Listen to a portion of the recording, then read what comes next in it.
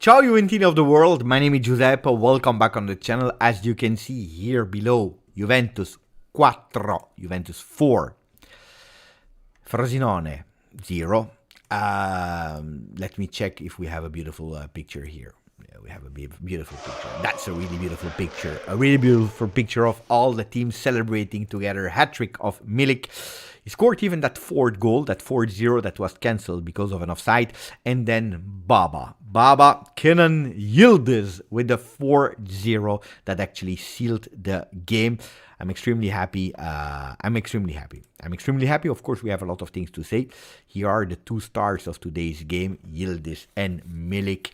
It will be tough to choose for a man of the match. Milik will enter in it, of course. I believe Weston McKennie as well. We'll speak about that later. Thank you for the people that work together with me on the live watch-along. Oh, ragazzi, we did 2 watch-alongs. We scored 5 goals average. 6 against Salernitana. Today, 4. If we are counting the 2 goals that I didn't do here on the channel, but on the Juve channel, 2 goals. It's an average of 4 goals per game in 2024, which is absolutely not bad. We are not complaining at all. Okay, ciao Barbara, I think this was fun. Ciao Premiero, West man of the match immediately already with a comment. West man of the match, no doubts. Even if a hat-trick, that's something really strange. Huh? Oh, I don't see the comments here. Why can't I see the comments here?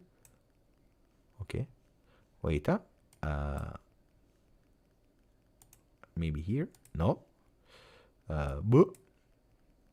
The comments are not here, but here I can see them. Luckily, I have a second program that is open. Anyway, luckily. Ciao Massimo Pegoli, they're saying Milik just turned into prime Ronaldo. Thank you for your 16 months membership. Grazie Massimo. Thank you also to Mikey Mazzarese. 2 years. Happy birthday on the membership. Ciao. Beginning of the match was uninspiring and low energy, but then we turned it around. And what a game. Milik and Yildiz were great, but Weston man of the match. You want to go immediately with the votes for the best man of the match? We can do it, huh?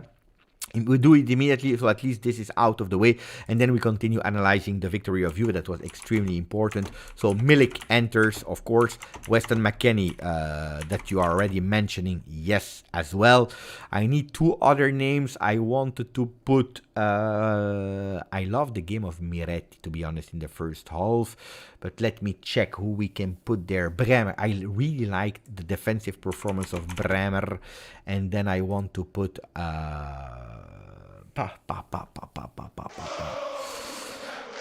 I'm hesitant between Miretti and Yildiz. It's tough, huh? It's really tough because Miretti played really a beautiful game, but Locatelli as well. Give me opinions, guys. I see Locatelli more than Miretti, so let's put Locatelli there. You decided the 4th one, but now it will be up to you to vote. We can only put 4 options. I'm really sorry for that. Sylvain Lefebvre, thank you. A great game, a lot of fluidity. Weston McKennie, amazing. Happy for Milik. Bravo, Bianconeri. We are happy. Thank you for a donation. Sylvain Lefebvre. Un grand merci pour ta donation. Merci d'aider la chaîne. Ça me fait super plaisir. Thank you, Sylvain. And I totally agree with your comment. McKennie was amazing. Happy for Milik. He scored already 5 goals this season, equal to Chiesa. 2 goals less than Vlahovic. Finally, we are speaking about a player that is coming from the bench. that is finally scoring what he needs to score, because 2 goals were absolutely not enough for him. When he's able to score now 5, we already start speaking, because 2 goals were absolutely not enough. 5, we are starting to speak. Then we'll speak about the guys that were not that much in the game today, but I really love the performance, even if we missed a lot. And today we played against an embarrassing defense of Frosinone. They were really bad. They were extremely bad, Frosinone. We didn't even win the ball possession, which was not necessary, but we lost the ball possession with 46. We were even losing the contrast. So there are a lot of things that we had to do better, and it's strange to say there are a lot of things that we have to do better when actually we won 4-0, but it's true, huh?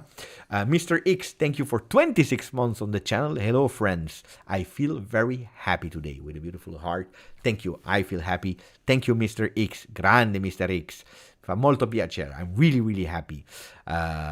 No, I tried, but it's not working. I told you I ate a firecracker from Wagamama earlier, and now my stomach is totally a mess. But it is what it is. Matthew, Beppe stuck in the slow motion replay of if you watch the live reaction, you will see that I did a beautiful slow-mo of the goal of Kenan Yildiz. Can't believe 18. What is 18? I don't believe. I can't believe. I don't understand. Western man of the match at the moment.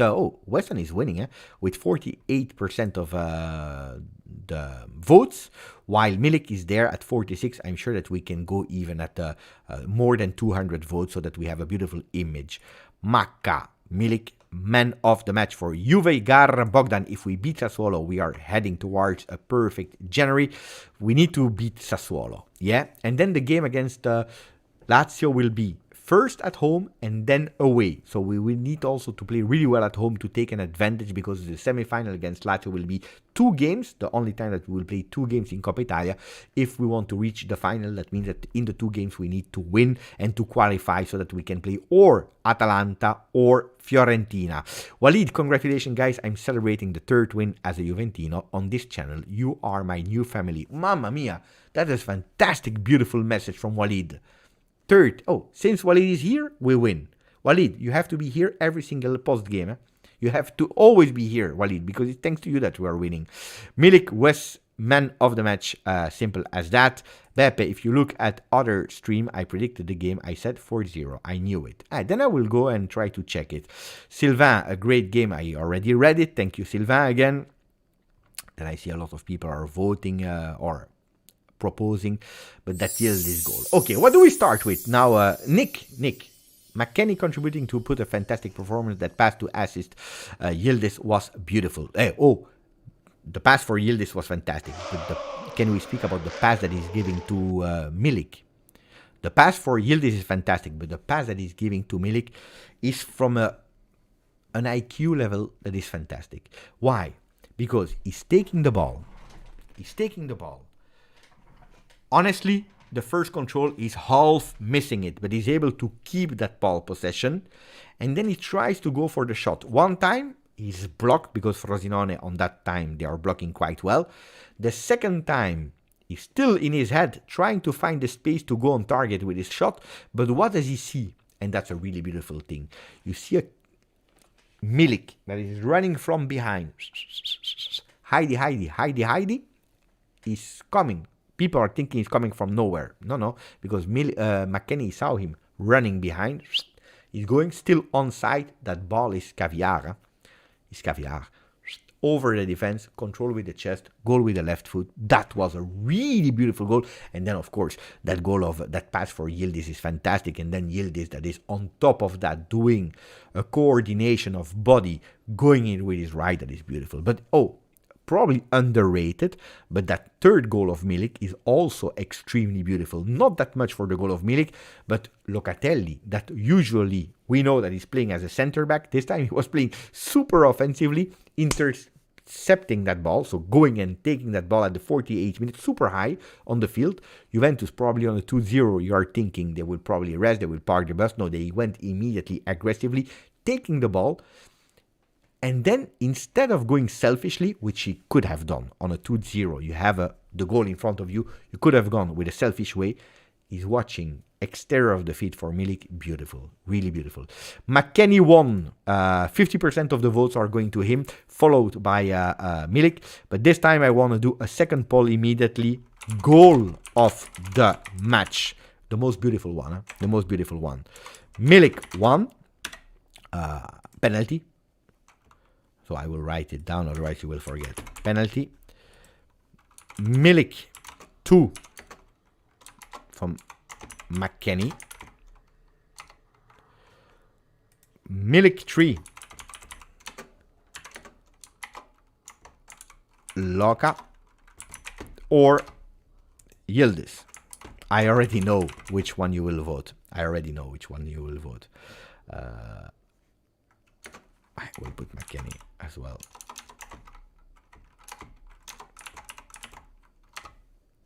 Here we go. Now you start to vote for the poll. Mikey Mazzarese, thank you for the donation, my buddy. McKennie keeps playing like this the rest of the season. He might be most valuable player of the year. Most improved for sure. Look, I made the tier list of Juventus already on paper. I need to record the video. I'm sorry, I'm late. I have so many things to do. But I already made it on paper, and I will already reveal you, spoil you, that for me, the best one, the number one of the first part of the season was Weston McKennie. And today, it's not counting in that tier list, so Milik will not enter in that tier list, the 3 goals that will be counting for the second part of the season.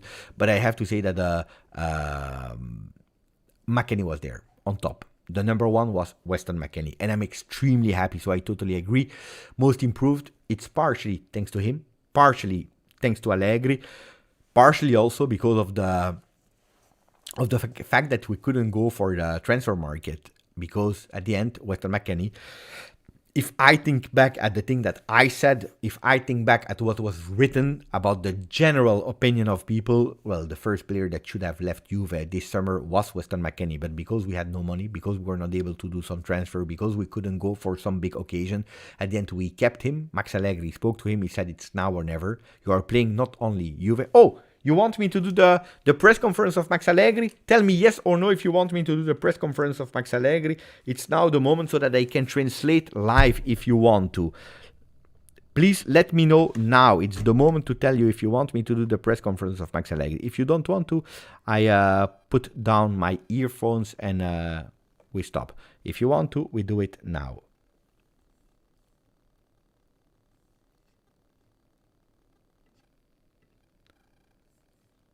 At the moment, I don't hear Max.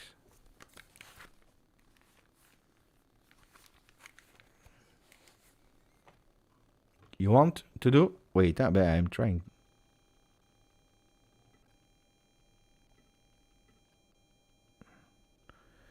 I don't hear Max. Guys. It's time.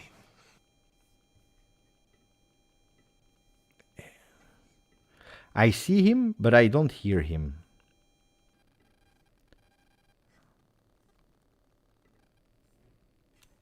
Guys, I see him. I don't hear what he's saying. I'm sorry. If I hear him, I tell you, but I see him, but I have no sound. I'm sorry. I can try to do lip reading. No, that will be extremely difficult. Anyway, poor Milik scores a hat-trick and not voted man of the match. This says a lot about Weston McKennie Pirlo's performance. It's true, huh? It's really true. It's a really huge pity. I know. Look, if you're looking at Weston, look at Weston. Weston McKennie. Today, performance of Weston McKennie is really that one. No, today, fantastic. This picture is really saying a lot. And you're totally correct, Thomas. Andrew, I am happy Juventini today. For me, Milik man of the match, but Wes is a boss. Give this man the respect he deserves. Thank you for your 13 months with us. Thank you, Andrew. Really appreciate it. Like Mr. Zep, 23 months. Thank you, Mista. That is always the first one to comment every single video I have. Thank you, Mista. I'm sorry, guys. I see Max Allegri in front of me, but I don't hear him. And if I can't hear him, I can't tell you. Thank you for your donation, Zaki Warfa. Let's see the comment. I'm always curious about the comment of Zaki Warfa. Because you're always going, with another turn, which is not wrong, but he's giving always another perspective. So I'm curious to read Zakera Warfa, thank you, from UK to give us that beautiful donation. Hi Beppe, didn't like the body language of DV9 though. He remained me of or he remind me of one negative thing of Cristiano Ronaldo time at Juve. Not good for the team harmony. He should have entered positive after just scoring the winning goal. But you know, look, I have praised Dusan a lot in the last 2-3 games, especially for the behavior, for that winning goal that was fantastic. Today, according to me, he didn't enter really well in the game. He didn't give a contribution. He was not an added value. And again, you have the first thing that is missing, one. Then he has that cross that is coming a bit out of nowhere. I can understand because the ball goes really fast. And it's probably surprising him because the first player is not touching the ball, so it's rebounding and it's going on his header. But then if you are looking really at the images, you see that he sees the ball.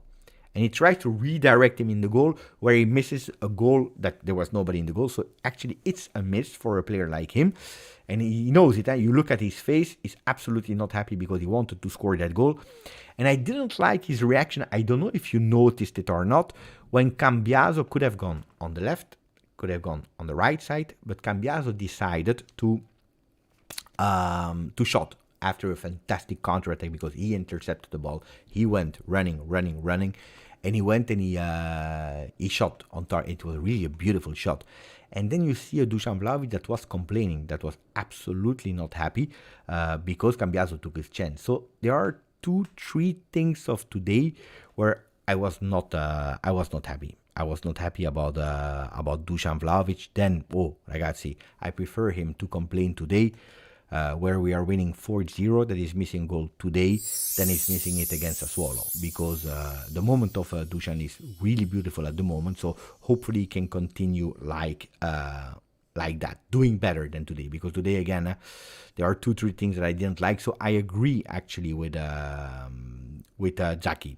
I agree. I don't know what you think, guys, I don't want to be too harsh in a 4-0 win, but the way that Dusan entered could have been better. On the other side, let's also not forget that Dusan Vlahovic, he enters in a 4-0, where when we scored that 4-0, I said, we will not see Juve scoring a fifth one. I knew that we would score the fourth one. I predicted actually the fourth goal from Milik, and he scored it. At the end, it was correctly offside, unfortunately, because he could have gone with 4 goals today, surpassing the total goals of Chiesa this season. I don't care. On a 4-0, it's okay to be cancelled. But I knew that we would not score that 5th goal. I knew that Max was testing some things, some intelligent changes, where we will speak about in a second. But first, let me read Matthew. They saying, Ciao Beppe. Thank you for the donation, Matthew. Is being a member on the channel different from being a subscriber? If so, how do you become a member? Explain me. Okay, I always tell you, the only thing that I'm asking to the people that are following GJustjuve is maximum of like, and if you can, watch the videos. And if you really want to be super supportive, watch also the second channel, Football. This is what I'm asking. So I'm asking nobody to become a member, nobody to do any donation. What are the benefits from being a member of the channel is you can use all the emotes that you have at your disposal. 1, 2, I can read your messages faster because they are highlighted. 2, 3, when I'm doing, asking people to come live, I'm always taking members because I don't want to have surprises with people that are trolling.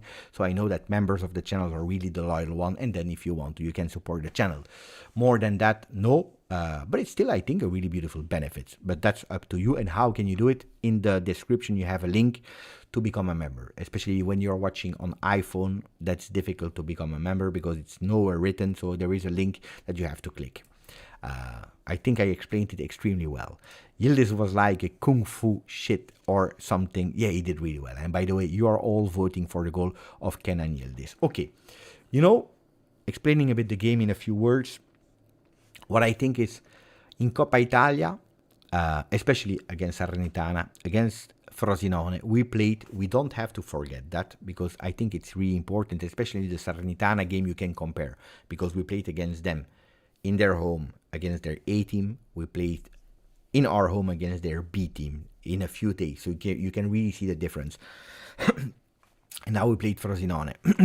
A Frosinone that played without Barrenechea, that played without Sole, but a Frosinone that was with the other goalkeeper. So it was not the first team Frosinone that is playing. So a lot of teams are doing rotation, and there are already teams that we should beat even when they are playing with their prime team.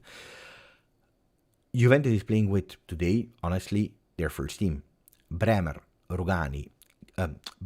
Danilo, Gatti is first team.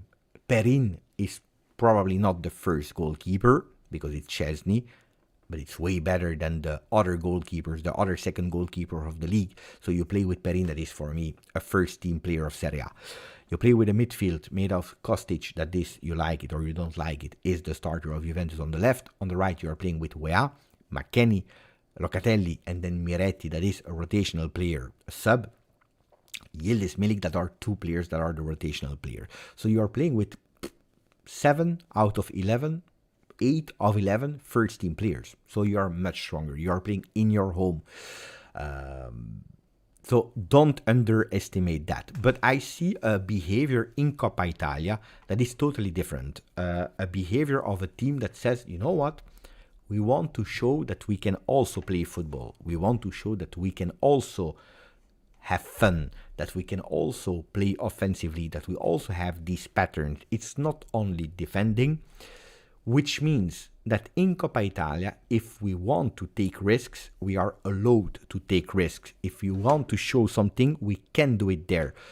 While in Serie A, well, it's much more difficult. It's a longer thing. We know the benefits that we have in winning. We know also the consequences that we can have if we draw a game. I'm not even saying losing a game, drawing a game. Look at the reaction after Genoa. Look at the reaction of people after Genoa. That was tremendous. We have a young team. We have a team that is growing. Today we played at a certain moment with Ealing as a midfielder. We played with Ealing Jr., with Nicolussi, with Nonje. We started with Yildiz, so we are playing with a lot of next-gen players. So it's a team that is growing, that is not used to win. So we know that in Serie A we have to be full focused, and it's a different competition. But in Coppa Italia we really have that mindset. Will it be like that against Lazio in a double game? I don't know. It will be totally different probably. But it's beautiful to see.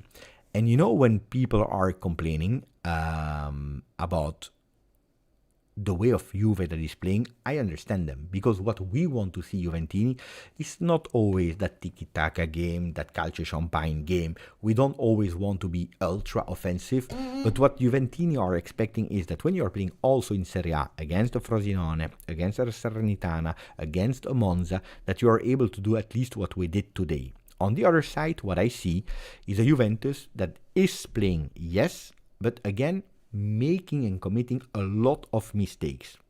Every time that we have that ball and we want to build up, Juventus is a bit insecure. Do you remember when Danilo went super high and he gave that pass to Milik? Was not 100% correct, but anyway, it was still a beautiful pass, but not 100% what the pass it had to be. Milik is keeping that ball, giving it back, but you know, it's always like in slow-mo to be sure that you don't miss, and at the end you miss it, because if you take the ball, you control, and you start to think, I need to be precise, I need to be accurate, well, the time that you think it's already over, because the player is already out of position, and if you don't have a fantastic communication, you're out. So I don't see a Juve yet at 100%, but a Juve that is trying. When this game against Lazio later this season, I think, or end February or March. Let me check. Coppa Italia tournament, I will tell you immediately. The next games will be, see more matches. Hopefully, at the moment they are not there. Calendario, I will tell you. If I am able to find it, I will tell you. Calendario. Date e partite. Let me check. In April. It will be in April, guys. The people in the chat, they know. Thank you, Keith, that is telling me April. Also, Kilin Philly, that is telling me in April. So the 3rd April will be in our home. The 24th April will be in the Stadio Olimpico. The final is on the 15th of May. this is something that I said it during the live about the number 10. There was someone that said, will we give the 10 to Kenan? I said we have to ban the word give when we are speaking about the number 10. The number 10 is an extremely important number at Juventus that you don't give to a player. You need to deserve a number 10. And Kenan Yildiz is extremely impressive. Also today, really beautiful performance. He was a bit, we will say, anonymous in the first half, but every time that he's touching the ball, you see magic with a lot of players that are going with fouls. Also, today he had a one-on-one man marking, and then you see that goal that is fantastic, but not only, he's something else. He's something else. Today I want to be calm on him, but it's his fourth starting game. Calma. The 10, you grow up, and you deserve the 10. And it's not with 4 games that you deserve the 10. With 4 games, you deserve continuity of games. You don't even deserve yet to be a starter. You deserve continuity of games. Minutes. Trust. That's what you deserve with 4 games. When you are doing these 4 games at that level, you deserve a lot. But now with continuity. Because I said it so many times, and we saw so many examples of young players that have that wonder season because of that unpredictability. Because look at Matthias Soulé, a player that I love, started fantastically well at Frosinone, and now the players, they know what are his moves, what are his skills, they are able to close him, and it's a few games that you don't see anymore the Soulé that you saw in the beginning of the season. Calma, tranquilli. So the number 10, calm. Then, if he deserves until the end of the season to continue to play like that, if the management want to bet and give him the 10, yes, that means that he has zero pressure and that you are really investing in him as being your starter, with a Fagioli that will be back, with a Federico Chiesa still there. Giving the 10 to Kenan after one season is big. On the other side, can you give him the 10 after the season? So not this one, not the other one, but the season after. I would be a bit more open for that one if he continued to deserve until the end of last season. But maybe I can ask your opinion. 10 to Yildiz next season. Yes, no, or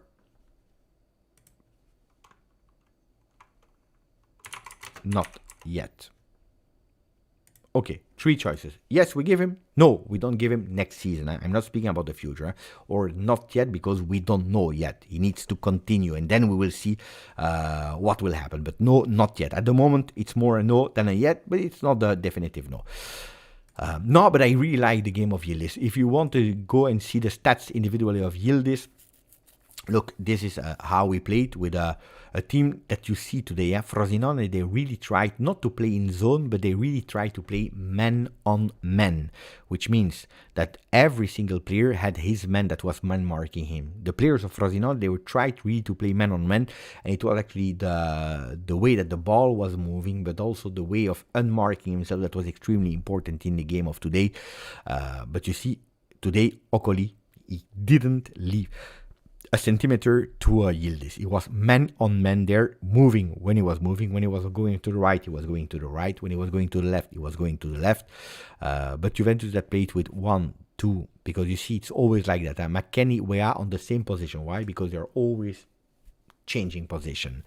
But for me, we played a kind of 4-3-3, what I said earlier, with Kostic, Danilo, Bremer, and then here Gatti. You see, Gatti was not playing as a 3-man defense, but really as a right back nearly.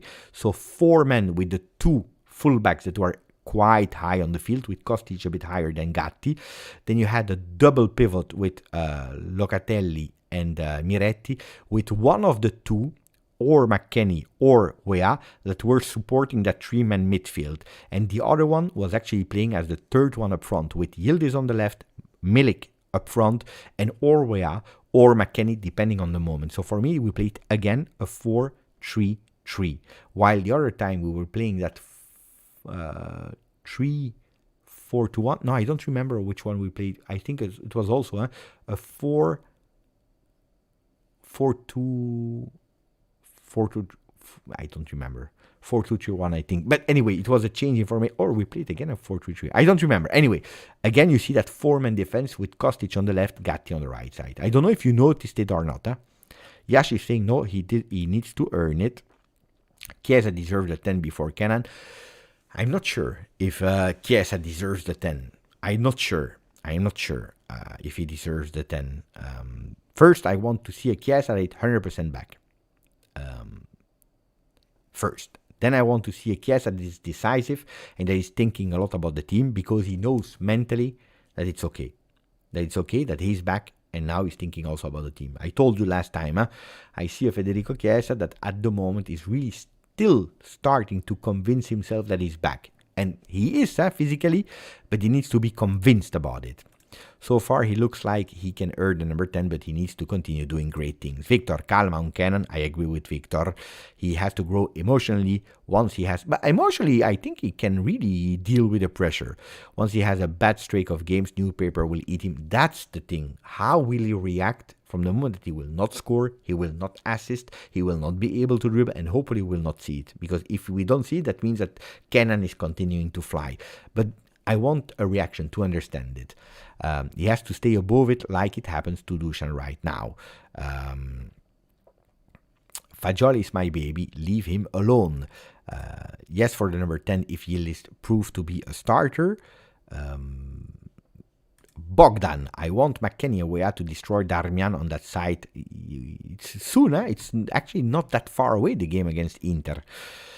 What's your feeling about Pogba? I already spoke about it earlier. I will repeat it later. Juventus have decided to go for Ederson, 23, who is a midfielder from Atalanta. Or what about Samardzic? What is happening? Why? It's a good one. I like Ederson. But when?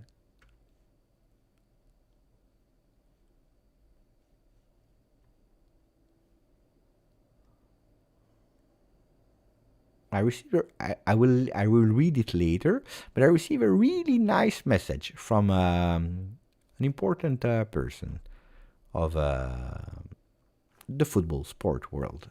Not immediately linked to you, but I received a really nice message.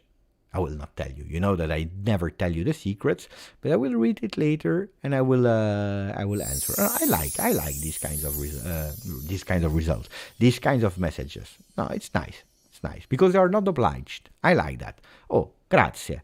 If you're watching, grazie. By the way, AJ, grande AJ. With Yildiz, it's the first time I feel very excited about a youngster since Paulo Dybala. Well, AJ, master of the troll on X, on Twitter. We know him, AJ, fantastic icon of the Juventus Twitter with a lot of unpopular opinion. I think he has a really intelligent humor. You need to know when he's laughing, when he's exaggerating, when he's provoking. But I love his takes. And I was reading before going live, between one and the other, I was reading what he was writing. And a lot of time I agree with him. Now, Yildiz, I said it last time, without comparing, because he played 4 games from the start. So calma, tranquilli. But Yildiz, he has this ability to make people dream. And I agree. I was dreaming when I watched Alessandro Del Piero. I was dreaming when I watched Paulo Dybala. I know that on the channel, a lot of people think that I am a hater of Dybala, but I have a few shirts of Dybala. And you know that when I put a few times the name of a player on a shirt, it means that I have a lot of affection for him. I didn't like the Dybala of the end. I think it's a fantastic choice of Juve to stop the contract. A pity that we couldn't sell him, but he didn't want to go. Juventus tried. Anyway, he left. Look, yesterday again, and I'm super sad, but again, he's not able to finish the game. At the 42nd minute, he was feeling again problem with the muscle. He will miss the game against Milan. It's another story. But the Dybala of the beginning of the 3-4 first year of Juve was something, ragazzi, that was going crazy. For the people that didn't watch the entire Dybala career, The Dybala that came from Palermo, mamma mia, he made me dream. And it's a long time ago I didn't see that player. Of course, Douglas Costa made me dream, but it was different.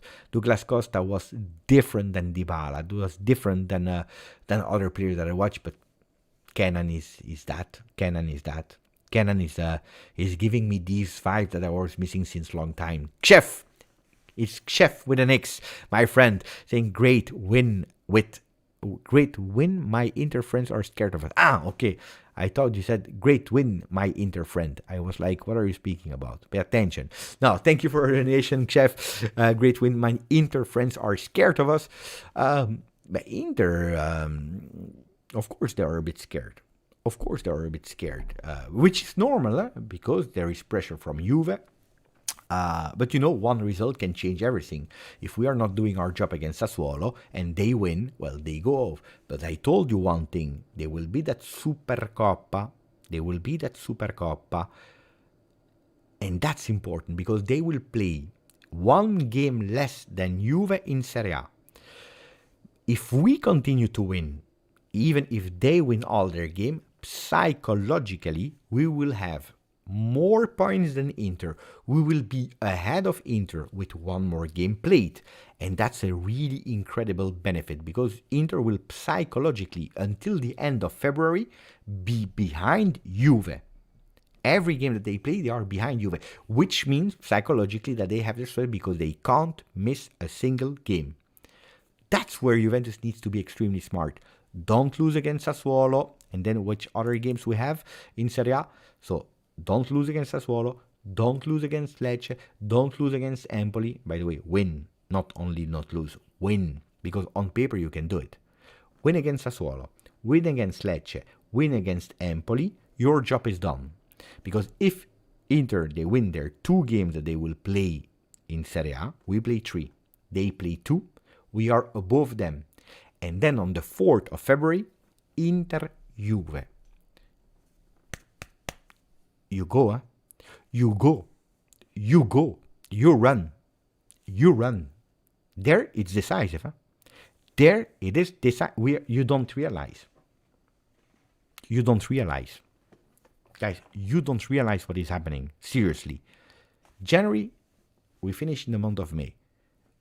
January, as we speak, is probably psychologically a month where you can, boom, put them down. Will it happen or not? I don't know. We need to do our job. Winning against Sassuolo, winning against Lecce, winning against Empoli.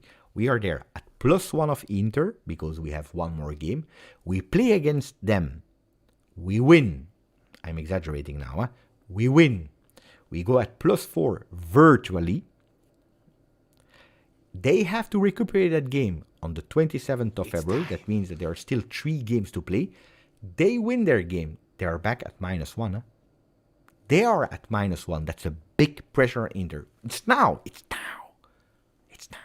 that we have to do it. So try to do it, Juve. Super important. Guys, before continuing speaking about the rest, can you do me a favor? Because I see Martina in the chat. I don't know if she's still there or not, because Martina was speaking about Yildiz, what a player. Guys, can we say, because we didn't do it because she was busy, she was not on the chat. So Martina, if you're still in the chat, please just type hello. Can we do a big congratulation for Martina? Because Martina is the big support of the channel, because she supported me so much before I opened GJustjuve. If today I am a full-time content creator, is also thanks to Martina, because she helped me, she supported me, she helped me with the thumbnails, with the graphics when I was not able to do it alone. But can we say congratulations for one thing? Because 7 weeks ago, she became mother of a really beautiful daughter, Sofia. So I want a maximum of congratulations for Mamma Martina, and of course the father, AJ, not AJ from the chat here, another one, Jose and Martina, congratulations, because I said it of course personally, but I wanted to do it also with all the community for the chat, because Martina is one of the GOATs, and if today I am here, it's also thanks to her, and I will always repeat it to her because she's just fantastic. So maximum of congratulations to Martina, 7 weeks old mother. Beautiful. That's beautiful. Beautiful, beautiful, beautiful.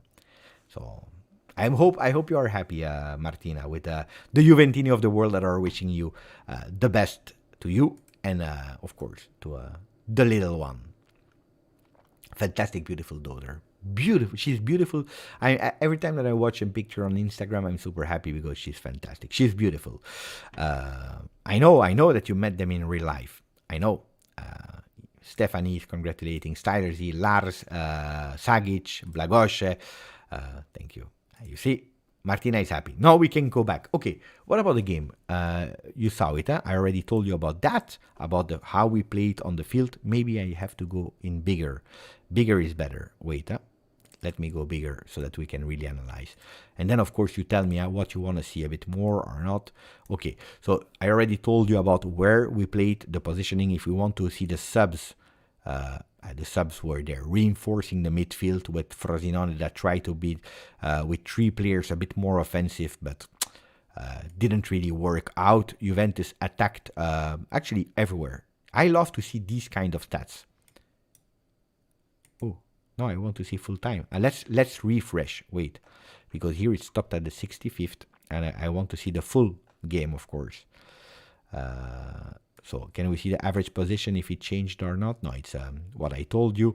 Then attacking thirds, a bit more on the left. It's a pity, because at a certain moment, look, at the 65th, we were attacking, left, right, centrally, equally. And then we started to play a lot more on the left in the last 15 minutes of the game.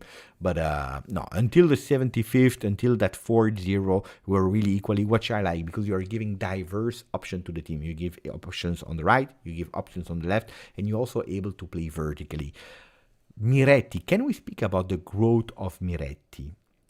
By the way, people said not yet, the 10 for Kenan. Wait, calma.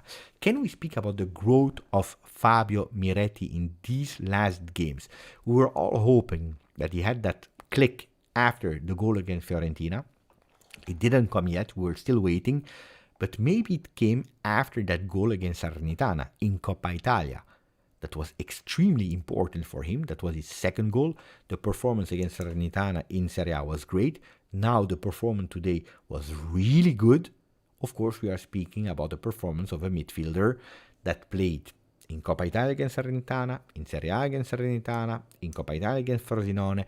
I would be curious to see if he can continue to grow in Serie A against Sassuolo, that is already a level higher, in Serie A against the other teams, and then also seeing these kind of performances with a Miretti that is able to play against a big team. Now, the big difference, and that's something that we don't have to underestimate, Miretti is a player that loves the spaces, that loves the ball, that loves when Juventus is touching the ball, when Juventus is trying to combine with 1-2, because Miretti is a technical player, a player that loves to receive, touch, one touch, go, make these runs into the box. Today he played well, but Juventus is not always playing like today.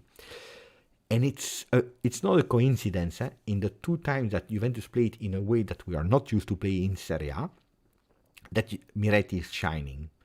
While when Juventus is really playing the positional game, the tactical game, Miretti is a bit more faded away. We don't see him. He's not that much involved.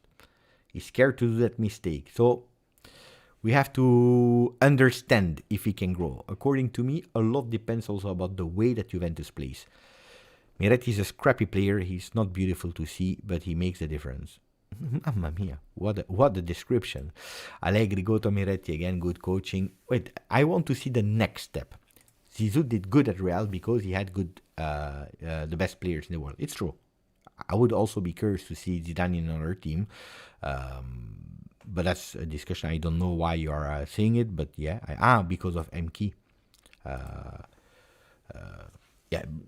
No, it's a discussion that we spoke about so many times. Leo, I was wondering that since I am late, I wanted to know who the man of the match was. Well, the people, they voted for Weston, but really close Milik. Weston and Milik. But Weston won here on the channel. People voted, I believe, 250 votes or something more. He won with 48% or 50%. 50% of the votes were for Weston. Mikey, Beppe, I hate to change the subject, but will everyone keep my wife's father in your thoughts? What?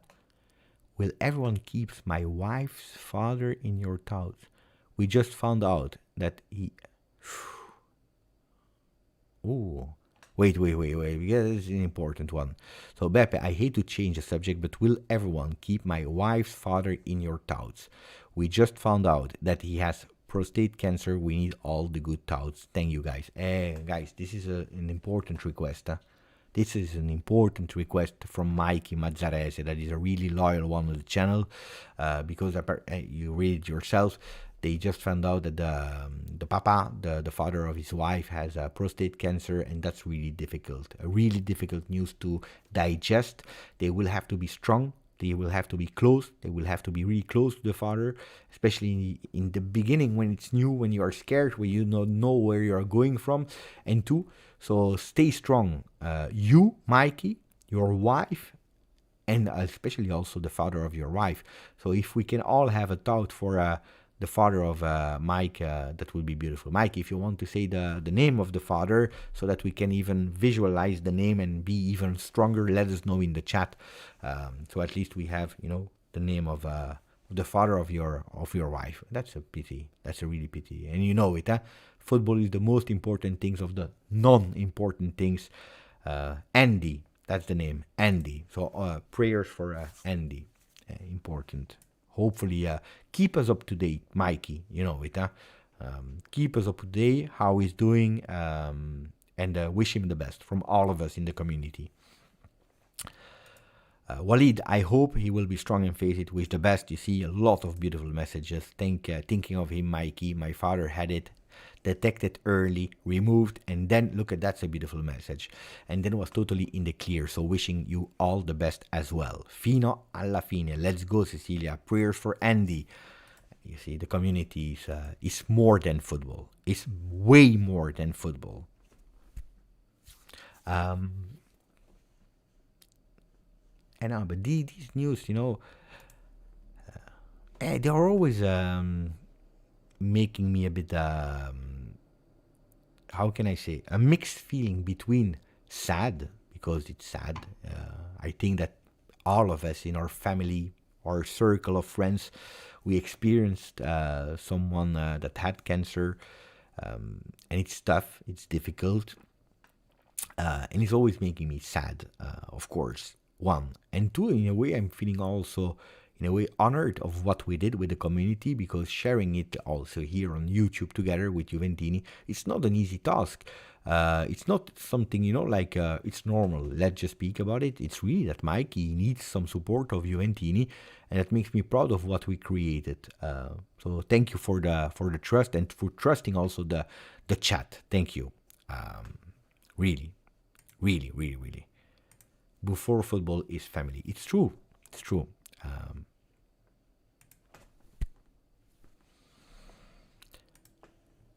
Okay, guys, I told you about where we played. I told you about the players, positioning. Do you want to guess who was the player that had the most touches on the field? What about secret? What secret? What secret, Jürgen?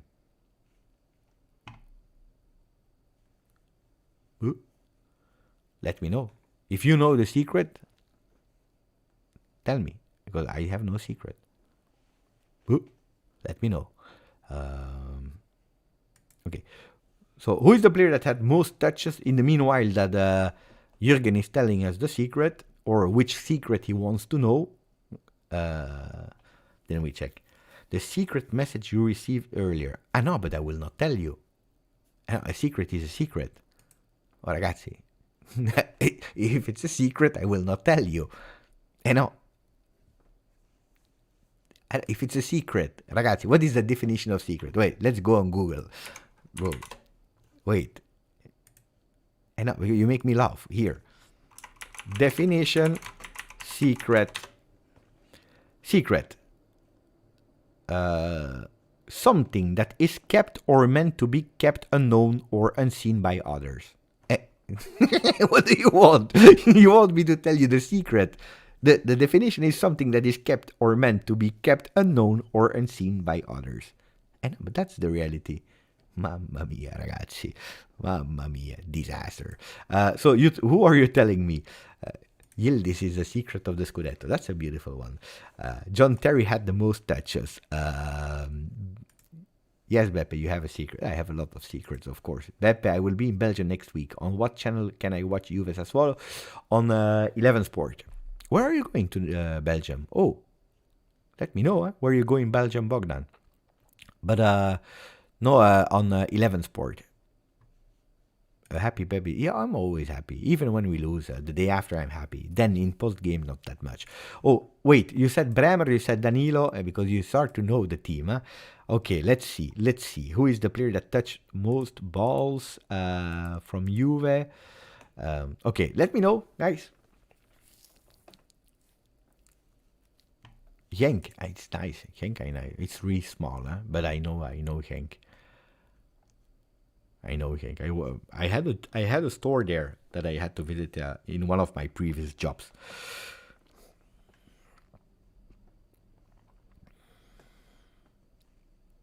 Big Mac, I go with Bremer.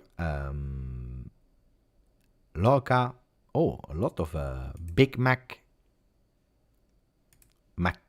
Who is McKennie? Walid. Who is McKennie? Anyway, I accept. Today you can write however you want. A lot of people. McKennie. Oh, Kostic. Surprisingly, Kostic is actually the second player. Second player with 65, which are not that much, but 65 for Kostic. The first one is actually Danilo. Danilo that touched 85 balls. Danilo with 85%, so Sir Raz was right with 85% pass accuracy, 85, so 20 balls touched more than the second one, that is Kostic. Third one, Bremer with 52. Actually, Bremer didn't touch that much. 52 also for Weston McKennie, that is equal on that podium, on the last position of the podium. And then you had to Locatelli at 51, but we know that he was subbed out earlier than the other ones. Miretti 50, 50. When did they go out, Locatelli and Miretti? I believe they were subbed out at the same time, and that was at the 62nd. So actually, they could have possibly be second or third if they finished the game. So our midfielders today, they were quite present, but they were subbed out recently. You know what was really surprising? Let me open the tactical pad so I can show you what surprised me a lot today. Ciao, Leo. If you can stop spamming, that would be fantastic. So I will show you what surprised me a lot today. Surprised. I think it was right to do it. So that was the lineup, if I'm not wrong, with Perin in the goal. Not Rugani, by the way. It was Bremer. Bremer, Gatti, Danilo. Then you had Locatelli, Miretti, McKennie, Weah, Kostic, Yildiz. That at a certain moment, it changed. Because how we played was like actually this. We played like that today. You see? That 4 with Kostic a bit higher. Here, these two were here. He was really on the left. Like that. Okay? This is how we played, more or less. Quite advanced here. This is how we played. But then he made some changes. Where you see Miretti going out, and he played Ealing Jr. as a mezzala. Locatelli went out, where he played Nicolussi. Where is he? Nicolussi disappeared, guys. Here. Nicolussi on that same position. And I really like that double change. Ealing Jr., I prefer him on the left. Without any hesitation. According to me, it's a player that is a winger. But Max Allegri has that idea. He's convinced that Ealing Jr. is a player that can play as a mezzala. 100% convinced. Well, in a game where you're winning 4-0, play him there. Play him there. Play him there. Fantastic. Try him. If you are convinced that he can do it, play him there. In that game, fantastic. Nicolussi, he's now officially the sub of Locatelli. Continue to play. By the way, Nicolussi today on the 4-0 was really, really asking for the ball. He was really involved. I'm curious about how many times he touched the ball when he entered. 23. 23 times from the 65th minute on. Really precise. Really could be better, but 85% ball precision. Total crosses 2. But these openings were really beautiful. The vision, he has a football IQ that is really big. Then if he's able to be a bit more precise, that would be fantastic. But he received the ball and immediately he sees Weston McKennie or we are going, and he's trying to open these balls with really beautiful balls. It has been anticipated twice, but really nice to see how he was trying to work on that one. So I was really happy. So I think it's correct choice. Then Wea goes out. He's playing Cambiaso again on the right side. Wait, he will come back later. Where is Cambiaso? Trying to find Cambiaso. We have so many players. Here, Cambiaso. He's playing Cambiaso on the right side here. Then, who went out for him? Here, up, you have Vlahovic. Up. And he's entering in the position of Yildiz. That was a bit strange to see, but he played a bit here. Did you see that? With Kostic that went even lower, with Nonje that play here, and we transformed ourselves in a 4. It was. I think that Ealing Jr. went up. This was the last 10 minutes we played a bit like that. Did you see that? That's how we ended the game. But I think he was really well in insisting in Ealing Jr. Maybe Ealing Jr. can be an offensive idea there, starting from the midfield, going up, thinking about that 4 or that 3-4-2-1 can be another alternative there. So Ealing Jr. tested in different positions, which was not that bad. Let me continue to read you. I almost didn't get a ticket for Juve Inter in November. Really happy for Hans, big fan. He needs to continue to grow, but yeah, Cambiaso, my favorite player. I'm happy that he's back. He will play against Sassuolo. Do we really need Pogba? I think his time is over with Juventus. It was a failed project from day one. Let's save money and parts way.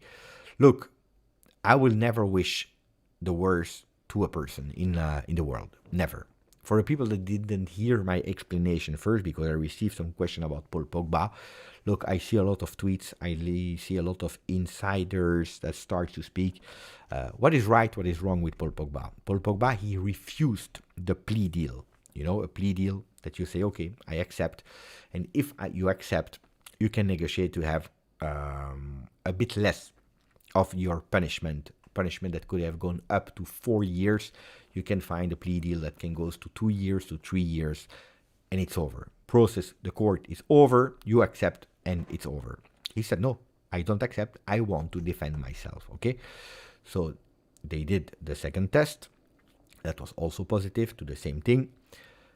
And he wants to defend himself.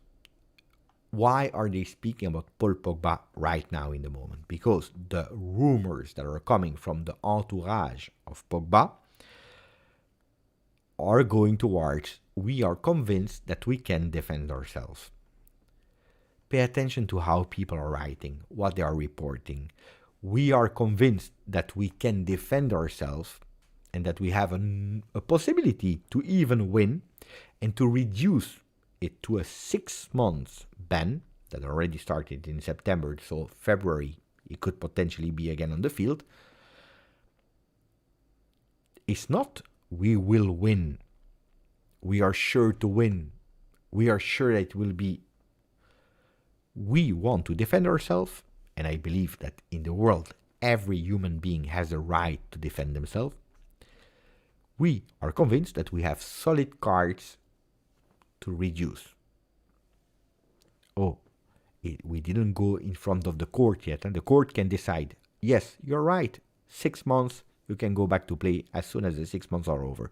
No, you are wrong. 2 years, 4 years, we don't know. Or we don't know yet, we need more time, and we postpone again the process. He's training not with the team because it's not allowed. It's not that Juventus said you can't train with us. It's not allowed to train there. You have to be isolated from the team. But he's training alone. In his house, it's not the same. He's missing the game and so on. But so if he can, and I wish for everyone, not only for Juve, first of all, for Paul Pogba as a person, I wish that if he's right, again, if he is right, that he can win. If he's convinced that he did nothing wrong, that there is, I hope that he wins. First of all, for the human being. Secondly, you can tell me whatever you want to. Paul Pogba, healthy, is an instant upgrade to the team. It's an instant upgrade to the team. You can have doubts how long he will be able to be fit or not. You know, the situation Dybala, for example. That's another discussion. A healthy Pogba, people are saying at 30, he's not 50, he's 30. A healthy Pogba. A healthy Pogba. Ultra motivating. Thinking about Euro 2024. Forget about it. He's too strong. He's too strong. He's too strong. If you have a Pogba that is coming, ragazzi, crazy if you say no. Then you can discuss. You can say it's a risk. We stop the contract at the end of the year or not, or find a better way or whatever. But a Pogba that wins a court, that is healthy, that's come back, I take him any day of the year. Oh, any day of the year. Now, people are telling me Ederson. Ederson is a good player. He's a really good player. Impressive. I don't know if it's true or not, because it's coming out of nowhere, apparently from Di Marzio. Di Marzio that said today, Ederson is a player. Look here. The target on the midfield is Ederson. Here the details. So let's read the details. Pay attention to the ads of Di Marzio that sometimes are a bit tricky. So you see already here. Can we stop that one? Please, mamma mia. Ok, la Juventus vuole regalare a Massimiliano Allegri un rinforzo importante a centrocampo in questa sessione di mercato. I translate. Juventus wants to give a beautiful gift to Massimiliano Allegri, a reinforcement in the midfield already in this session of the mercato. The huge, big, first, number one priority of Juve is Ederson from Atalanta. The coach of the Bianconeri goes crazy for the class 99, so the player born in 99, the Brazilian one. Yesterday was one of the best one in the win in Coppa Italia against Milan. There is not only Samardzic, that there is still the double possibility for this winter or for the summer in the list of Giuntoli. Juventus for Ederson will try to start a negotiation with Atalanta that from their side they don't want to let the player go now, and they will do resistance like they are doing for Cope Manners. But the will of the Bianconeri is the one of anticipating an investment in that role of the field that is already planned for June. Okay. Okay, so apparently Juventus, from what we read, I will recap with easy words the text of Di Marzio. The text of Di Marzio is saying Juventus, they have a big objective, a big dream for the midfield, and it is Ederson from Atalanta. That was one of the best yesterday against Milan. They love him, they want him. Juventus is on Samardzic for January or for the summer, but Ederson is really a player that they love and that even Massimiliano Allegri is loving. And they will try to start a negotiation with Atalanta. So at the moment, there are no talks between both clubs. It's just Juventus with Giuntoli and with Allegri that both are convinced that that one is a really great midfielder. It can reinforce ourselves. That can be a real target for Juve. But at the moment, they didn't even start with Atalanta. From their side, Atalanta, they don't want to sell him. They don't want to give him away now, like they are resisting for Cope Manners. So what are we speaking about? We are speaking about a desire, a wish, a target, where we didn't even start the negotiation with the club. And even if we start, the intention of the club is not to sell him. So with all the love and respect, we are speaking about the name that is far, far, far away. And we are speaking about that name the day of the big, big push for Juve from Samardzic. What is happening with Samardzic? Samardzic is a player that has a really strange entourage. Well, we were speaking a lot, or people were speaking a lot about the entourage of Adrien Rabiot. Oh, ragazzi, the one of Samardzic is absolutely not joking. They did the medicals with Inter. He was there. He was waiting. At the end, the father came in and he made the deal collapse. You're speaking about the team that went just in final of Champions League. And he made the deal collapse, preferring to stay at Udinese, going back to Udinese, risking it. We don't care. And then you have now in the minute, because he really wants to leave, also because the new coach that is from Udinese, he doesn't want to play him a lot. He has probably lost the motivation because probably sad or whatever, frustrated or whatever you want to, also because at Udinese the things are not going that well. About to leave for Napoli, which I think would be a really wrong choice, because joining Napoli, you're crazy. Look at what happened with Kvaratskhelia, that is going to Napoli with a really low salary because unknown Georgian player, and he proved himself last year. They did fantastically well, and he's still there with half the salary of most of the team. It's quite difficult there with no Giuntoli, no Spalletti, a team that lost 22 points from last year. They are, yes, still in Champions League. They will play against Barcelona. Is also doing extremely bad. By the way, what did they do today, Barcelona? Do you know, guys, or do I need to check?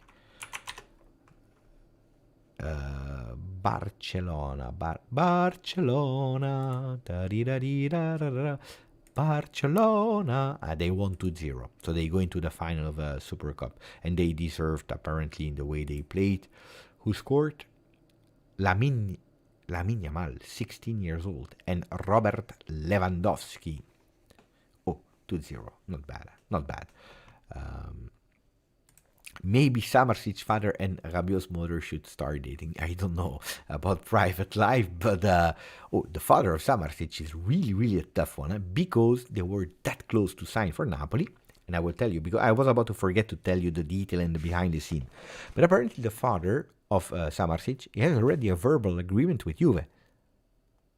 And he prefers to go with Juve. Samardzic, he has one idea in the head. The son, Lazar. He wants to leave Udinese as fast as possible. He doesn't want to play with them anymore. He doesn't even want to go back with them anymore. But the father has already a verbal agreement. Why? Napoli, they have an agreement with Udinese. They have an agreement on the price, on the transfer, on the bonus, on whatever you want to. They have everything done deal. If it was for Napoli and Udinese, the player was already there in the south of Italy with the Partenopei. But that player, he wants to leave, and he would say even, why not? But the father is saying, no. Because we have problems. Napoli, they want to discuss about the salary. They want to reduce. They don't want to give the image rights, because you know it. De Laurentiis is negotiating everything alone. He's not giving any image right money to the players that he's signing, but he's keeping everything for himself.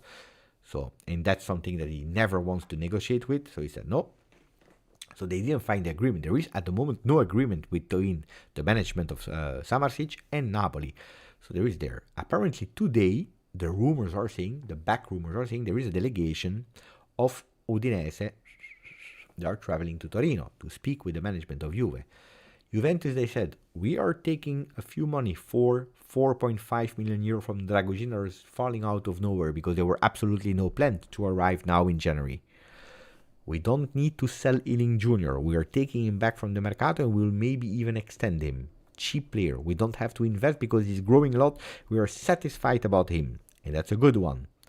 Then, Alexandro will leave next season. We just beat Inter for Giallo. That means that Alexandro leaving, we know that in 6 months we will recuperate a lot of money, and we will not even have to reinvest that money to replace Alexandro, because we just did it with only 3 million euro. And that 3 million euro is coming, from who? From Ranocchia, that we just convinced to accept to go in Serie B. A bit the way of Dragoshin that went in Serie B with Genoa. Strategy. check game. The money is coming from left, from right, from left, from right. And we say, you know what? We have that money now that we are taking, that we are recuperating. We see the value of Kenan Yildiz growing. There is the value of Sule that is growing. We have some players that are growing. You know what? If we invest, and we can already anticipate and go for Samardzic now, even putting these 20-25 million euro on the table, we are not losing, we are not taking any risk, and we can even, make sure that in terms of quantity, we have enough players in the midfield, which at the moment, sometimes we are risking, Rabiot is not there, we have a problem. Today, luckily, we didn't miss Rabiot, and luckily, he was resting, which is not bad.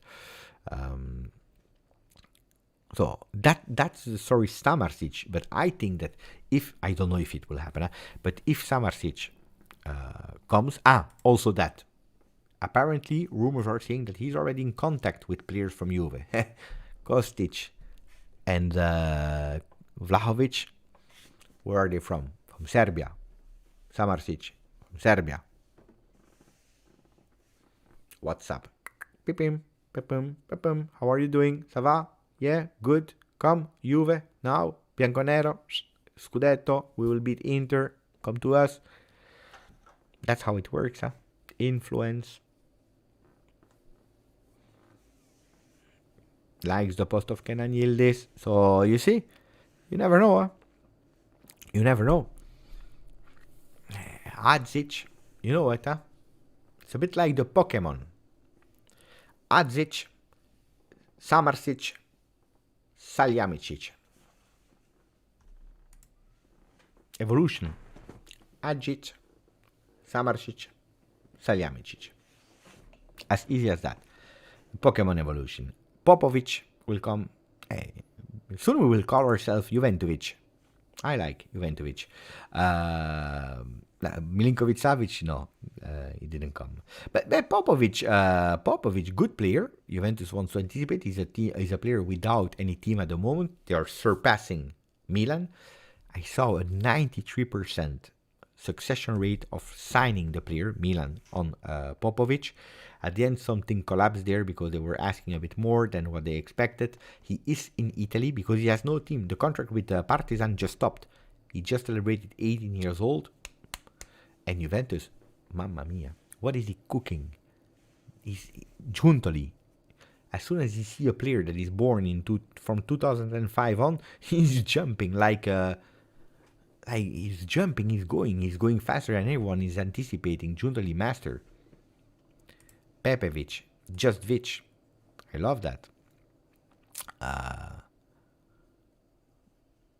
That's the father. We said congratulations to the mother earlier. Here is the father, Jose, the husband of Martina, and the father of Sofia, the proud father. We spoke about you earlier, Jose. Congratulations, my friend. Here he is. Un abrazo, my hermano. You see, Sofia is a GJustjuve fan number 1. Uncle Beppe. Zio Beppe, Zio. I prefer Zio than Uncle. Just like what I thought about Yildiz was doing with Ibra today after the game. What?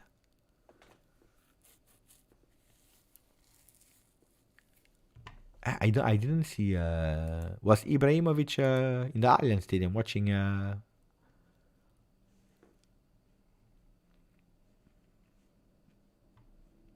Well, today you can't judge the performance of Nonge, that we called Giuseppe Nonge, because Joseph Nonge means Giuseppe Nonge. Today you can't give it's 4-0. He's entering in the last 10 minutes of the game where Juventus was not looking really to play anymore. If there was the possibility, they would have scored, but it was quite difficult, so it was not even that. But no, today you can't judge, but I like the player, and I want to see more and more and more and more and more and more and more of Joseph Nonge. That is a player that is great. Ibrahimovic, the other one, yeah, the of course, the Ibrahimovic of Frosinone, yeah. No, sorry. Yeah. No, I can't be the papa of Sofia. Oh, you have the Papa is the father. not the father. I can be an uncle, but not the father. No, it's true. It's true. Ibrahimovic, of course. Buonanotte, Mark. I don't know what to say anymore. Actually, did we actually speak about the game today? I don't know. I don't know if we spoke about the game today. Did we speak about the game? We spoke about the game, no? Or did I forget something? Boo.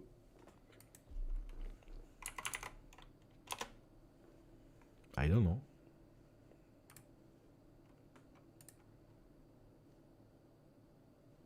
I don't know. Did we say something relevant today? I have no idea.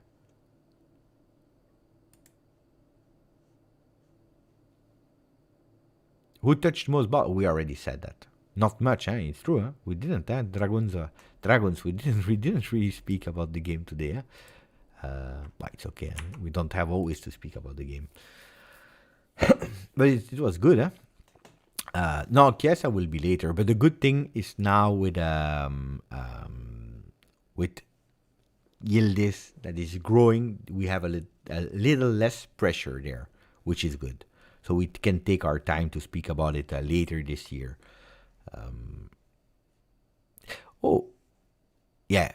Danilo at the end of the game I didn't like. I really loved his game today. He was not put in difficulty by Frosinone, but the last 10 minutes I didn't like of Danilo. Dusan, I didn't like how he entered. It's Frosinone and Beppe, we didn't really, but it's late, so leave it for the video. Yeah, tomorrow. Tomorrow we'll analyze a bit better. West, since his arrival at Juve, always reminded me of Vidal with his tenacity like a pit bull. Ugh, work rate.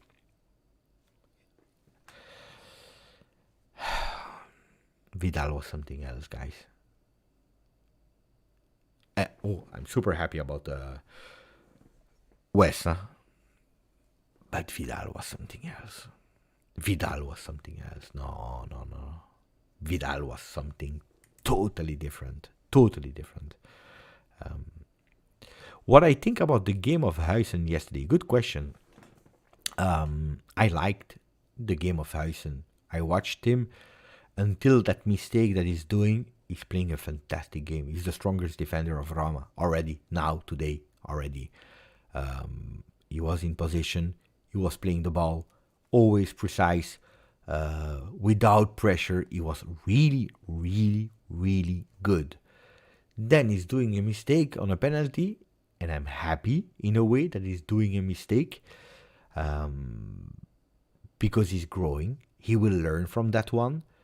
Disgusting behavior of a part of Roma fans, because let's not speak about everyone, but a part of Roma fans that went under his Instagram post, insulting him, mocking him, asking him to leave, speaking about his family. It's an 18-year-old kid. Are we crazy? Are we crazy to do these kind of things? It's out of control today. Then we cry because they block their social media, because they never answer the fans. They only speak between players. They post only the pre-formatted text, but it's normal. Can we please behave? That mistake is happened. It happened to the biggest one. Everyone is doing these kind of mistakes. Unfortunately, it happens in a derby in his first game as a starter, but before that he was playing really good. And if I was Jose Mourinho, I will continue to play him without any hesitation. But he will come stronger out of that loan. Look, the loan at Roma is actually even better than the one at Frosinone. Imagine if he was playing today with Frosinone. Embarrassing defending phase. At Roma, he will grow. He will grow, and probably faster than he would have done at Frosinone. So no, I'm happy. No, I'm not happy that he's doing mistakes. On the other side, yes, because at least Roma is losing. And I prefer, honestly, to play Lazio than Roma. Then I don't know if we will win or not in the double game. But I prefer to play Lazio than Roma, because the teams of Mourinho, you never know against Juve. Wes, Adrian, and Loco is a good trio. Hold down a 4-3-3. But we are already playing some games in a 4-3-3. We showed it earlier. Beppe, do you have any tips for my first trip to Torino to watch Juve live? I plan to be there for the first time in April against Milan. How fast does tickets sell and what seats do you prefer? Oh, you have the opportunity that the stadium is fantastic in terms of view. Wherever you go, you see. I think there are just like 2-3 seats in some spots that are difficult in terms of view, but all the other ones in the stadium, we're 40,000, 150 spots that are fantastic. Even if you're at the highest spot in the stadium, you can really see beautifully. Then if you are able to take the central seats, right behind or in the neighborhood of Max Allegri, fantastic. Don't go on the first row, because you see the game in a different way. You're not able to really watch. You watch, but you see it in a total different way. I would recommend if you are at the first row, from the 11th, 10th, 11th, 12th seat. From there, you really have a really beautiful view. But you can, even in Curva Nord, you see beautifully. Curva Sud, it's fantastic for the atmosphere. But then, if they go with flags, sometimes you don't see a lot of the game. But it's nice. Then you have many tips, but Torino is really nice. You can't go wrong in Torino. He wanted to prove himself today. He didn't enter well, but today's Frosinone was bad. But today he really wanted to do well, to show. He knows. Can Agnelli stay at Juve? They know each other. He sees that he's growing fast, that he's doing fantastic things. He wanted to show that he is also a huge, big star, a big player that deserves to come back to Juve. He played in the second half where the game was already over. Immediately, 48 minutes, 3-0, it's over. So, he tried to do things himself. Which 11 does Yildiz remind you of? For me, it's Ibrahimovic, since he's tall and can dribble. No. I remember the Ibrahimovic that is even taller than Yildiz, much taller. Ibrahimovic was a strength of nature that was not able to score that much. He didn't even want to score in the beginning. He scored a few beautiful goals at Ajax, but it was a force of the nature. He was so strong physically, extremely strong, and also technically, that he was a power machine. He was a tank that was taking the ball, 2-3 touches, dribbles, and he was gone. You couldn't resist to him. So it's a different player. Yildiz is bigger than a Dybala. It's taller than a Del Piero. Because we don't think so, but he's 185, so he's already tall.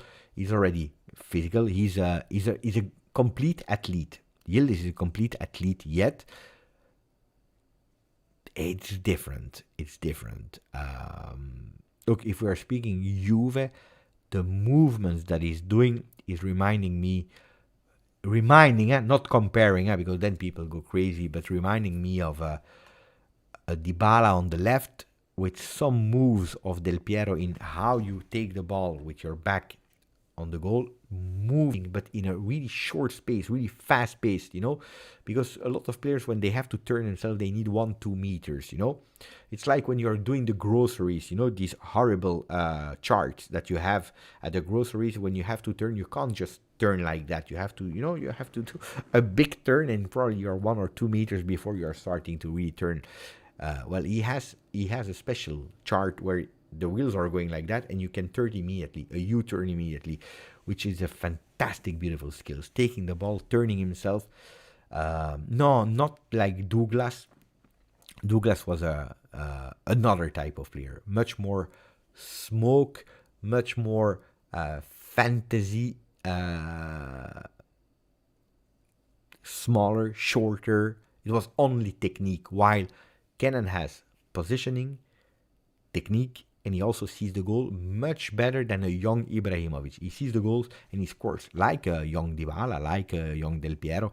They see the goal, and a quality that that Yildiz has. He knows where is the goal.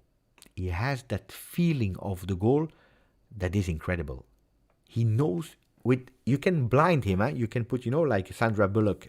You can blind him, and he will know where is the goal. He feels the goal, and looks like a compass. It looks like a compass that is always showing you the north. Well, it's always his body inside of him. He knows where is the goal, and he's turning. And I wanted to add a few movements of Baggio as well. No, he's a good player.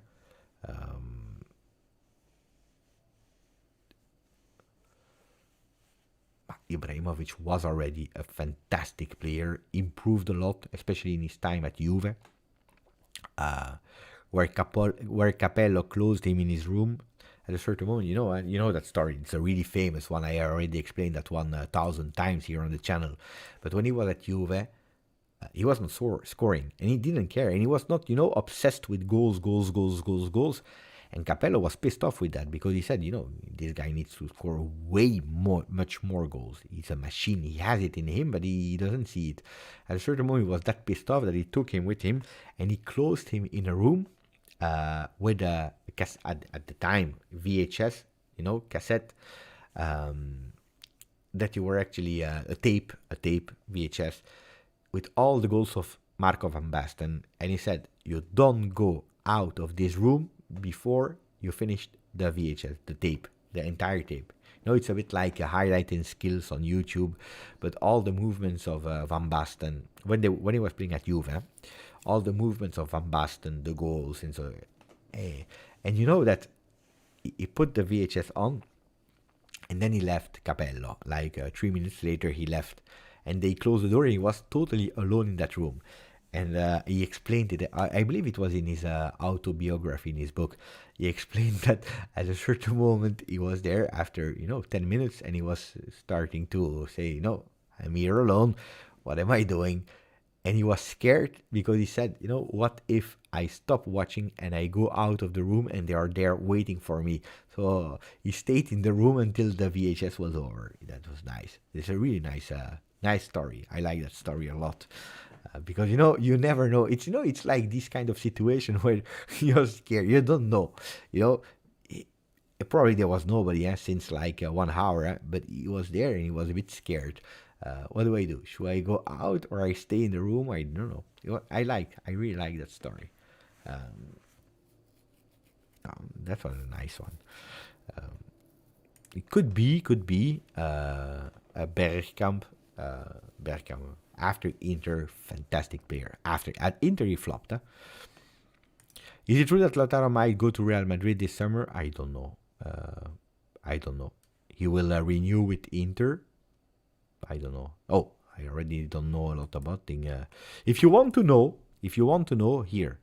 I know people are pissed off when I'm spamming. I guess I have to do it. I have to spam. If you want to support me, if you want to help me, here. Ragazzi, you know how much I invest of time in the channel. Look, the video of yesterday was quite okay, 640 views on the one of Don Deal, but the one of today, mamma mia, 148 views after 5 hours. It's a disgrace. Look what a beautiful shirt I have. I have even a shirt of Aston Villa. Oh, ragazzi, you have to go and watch. Please, ragazzi. Come on. People were earlier, they were saying, Beppe, how can we support you as a content creator? You subscribe to Football first and then you watch the videos. You know it. If you don't watch the videos, the people will not be recommended on that channel. And I believe that channel is really fantastic. It's really, really, really great. Why am I saying that it's fantastic, that it's really great? For a simple reason. Because that channel is a condensed news about all the football news that you have to know. And you know what? I will tell you a secret. When I started the channel of Juve, I was that much focusing on Juve, first team, Juventus Women, Next Gen, that didn't exist at the time. It was not the name Next Gen, but Juventus under 23, Juventus Primavera, that I was focusing that much on Juve, that one day someone said to me, but you don't know about football. Of course, when someone tells you don't know about football, it's annoying, of course. And then he said to me, you know why? because you only know Juve. And if you, and fantastically well, you are the ABC of Juve. But if you only know Juve, how can you compare with another club? How can you compare with how Brighton is playing, how Manchester City is playing, how Girona is playing, how, I don't know, Fenerbahce is doing, about the Super League in Turkey, how they are doing, about Eredivisie? How can you know who is playing how, who is the next upcoming talent? If you compare, I'm just naming something, Miretti, according to you, it's the best youth product in the world.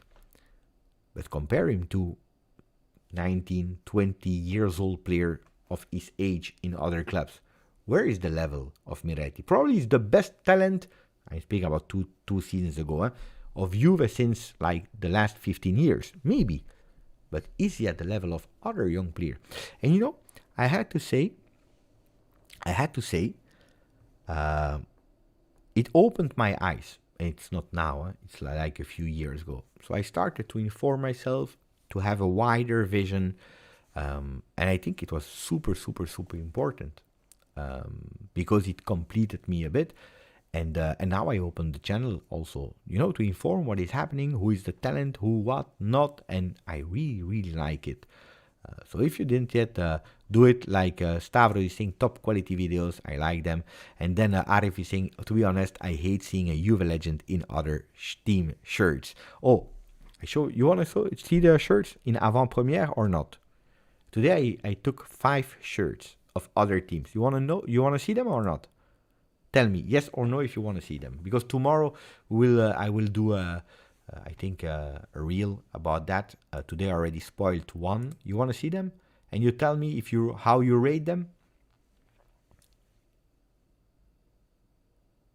Yes. Show us. Okay, I'll show you.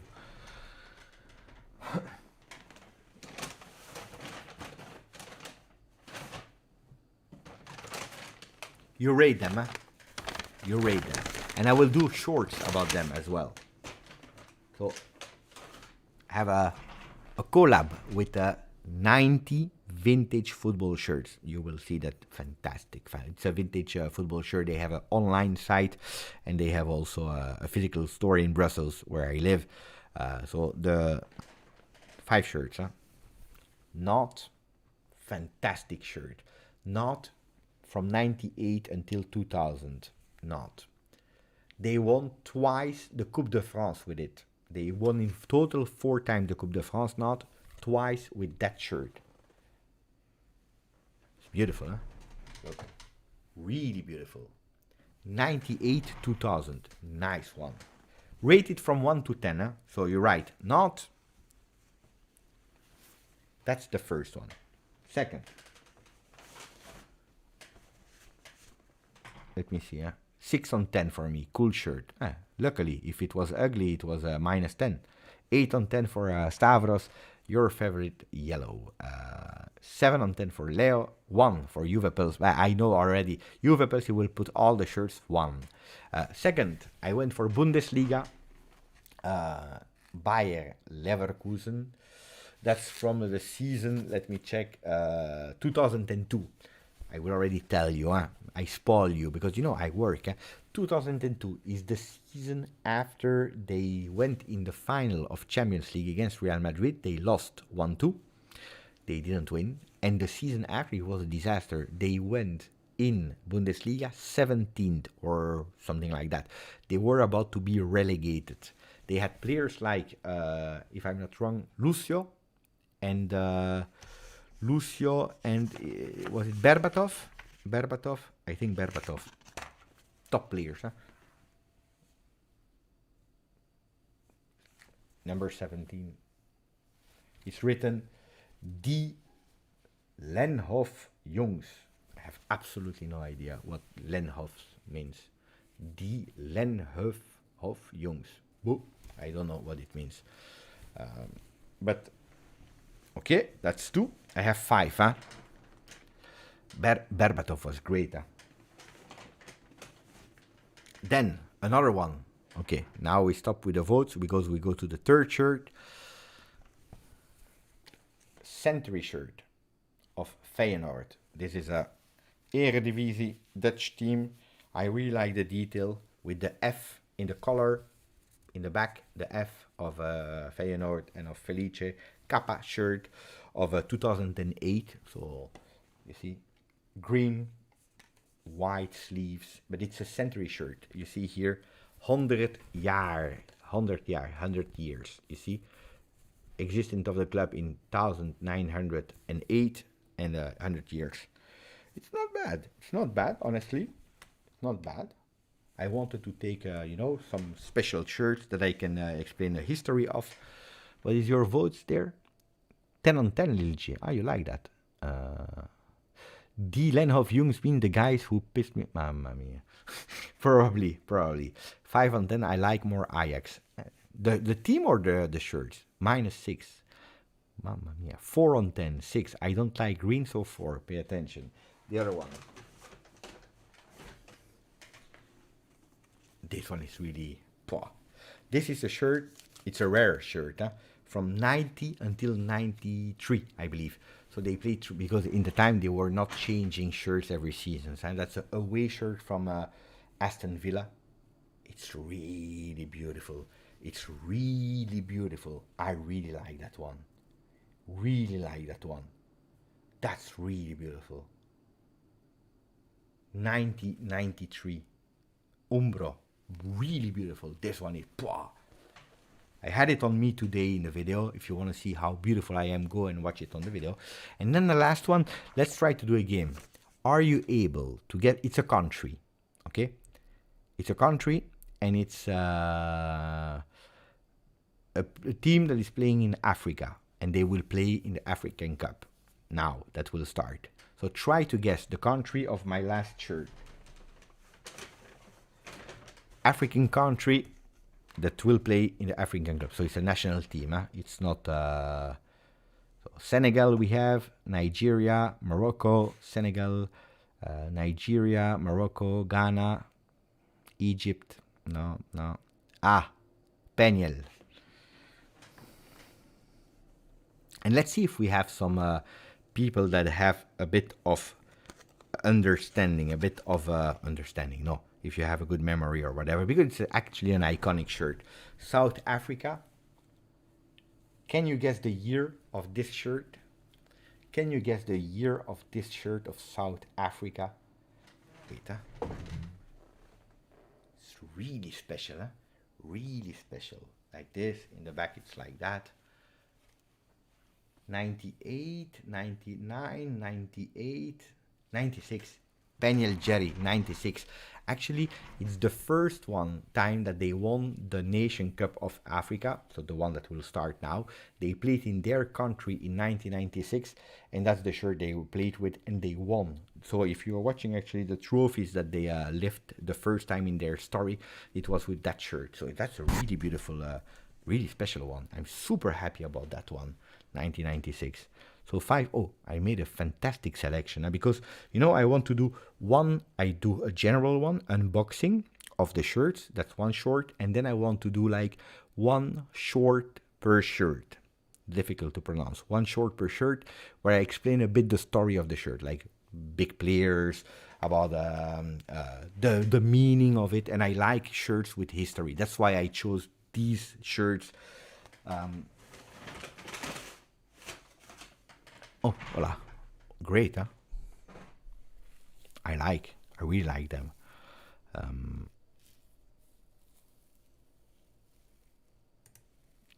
Chabalalala, legend from South Africa. Oh, you see? Nice shirt, huh? No? I like. If it's going well without my old job, it's tough, huh? Well, if we have, on the other channel, if we have 150 views, soon you will see that I will have, again, a new job and I will stop content creation. If we have 150 views on the other channel. If you see, ciao Carlo, ciao grandissimo. Not to be based, but the vintage Juve jersey in the mid-90s were some of my favorite, of course. Oh, the fantastic, beautiful ones. Now, if you see that we have 150 views for long, then we will have a problem soon. But at the moment, yeah, of course, it's okay. Of course.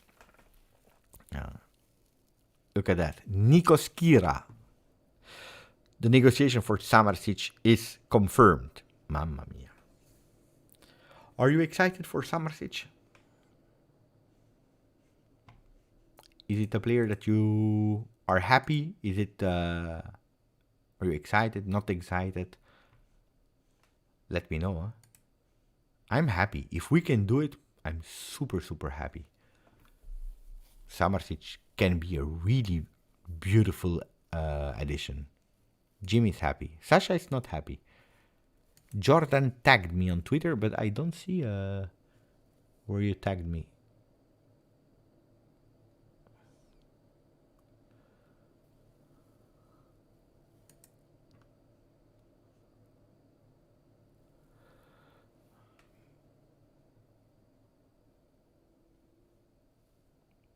I don't know where you tagged me. Let me know.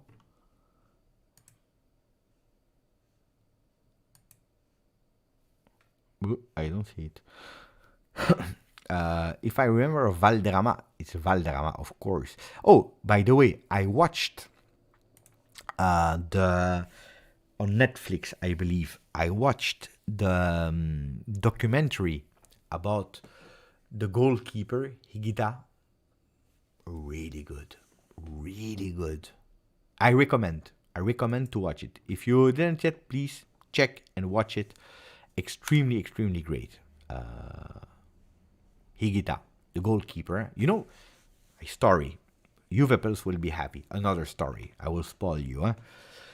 You know that in the past, so before World Cup in Italy, Italia 90, so in the 1990, actually, you could do the retro passes to the goalkeeper, and the goalkeeper could take it with the hands. I think that a lot of people, they know that in the past you could do it.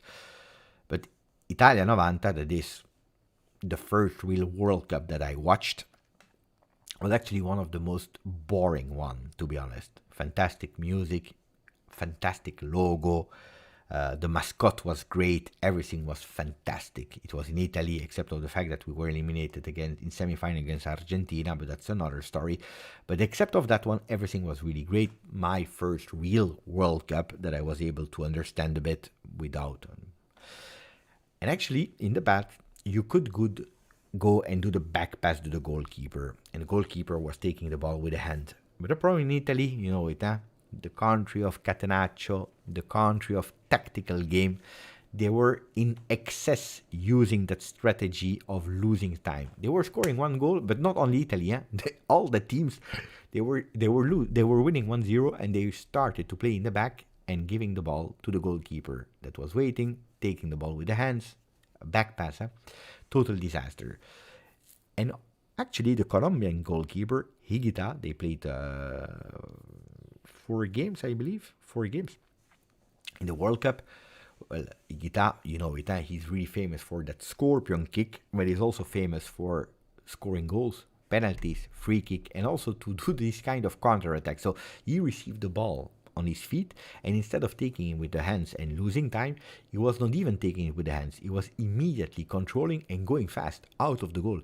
He was the first center defender of the team, a bit like Gatti. You know that Gatti, when he's taking the ball and he's going super high on the field. Well, Higuita, the goalkeeper of Colombia, was doing exactly the same, but with an even bigger technique of dribbles, with a bigger possession.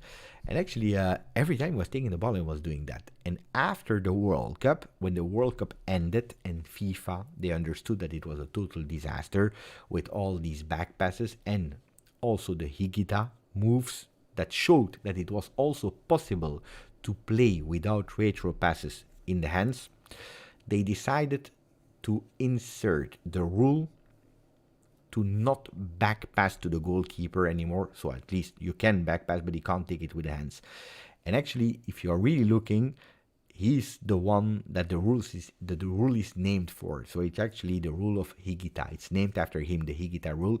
And he said that it's a huge, big honor that we didn't win the World Cup there, but we made an impact, and I made an impact because, in a way, my way of crazy playing inspired and changed the world of football forever. So That was beautiful. Huh? That was beautiful. Is there someone who knows how he invented that scorpion kick? You want me to tell me or not? Of course, I remember Chilavert.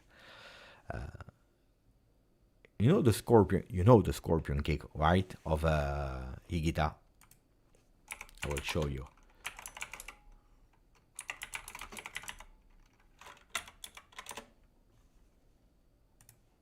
Look, you all know that.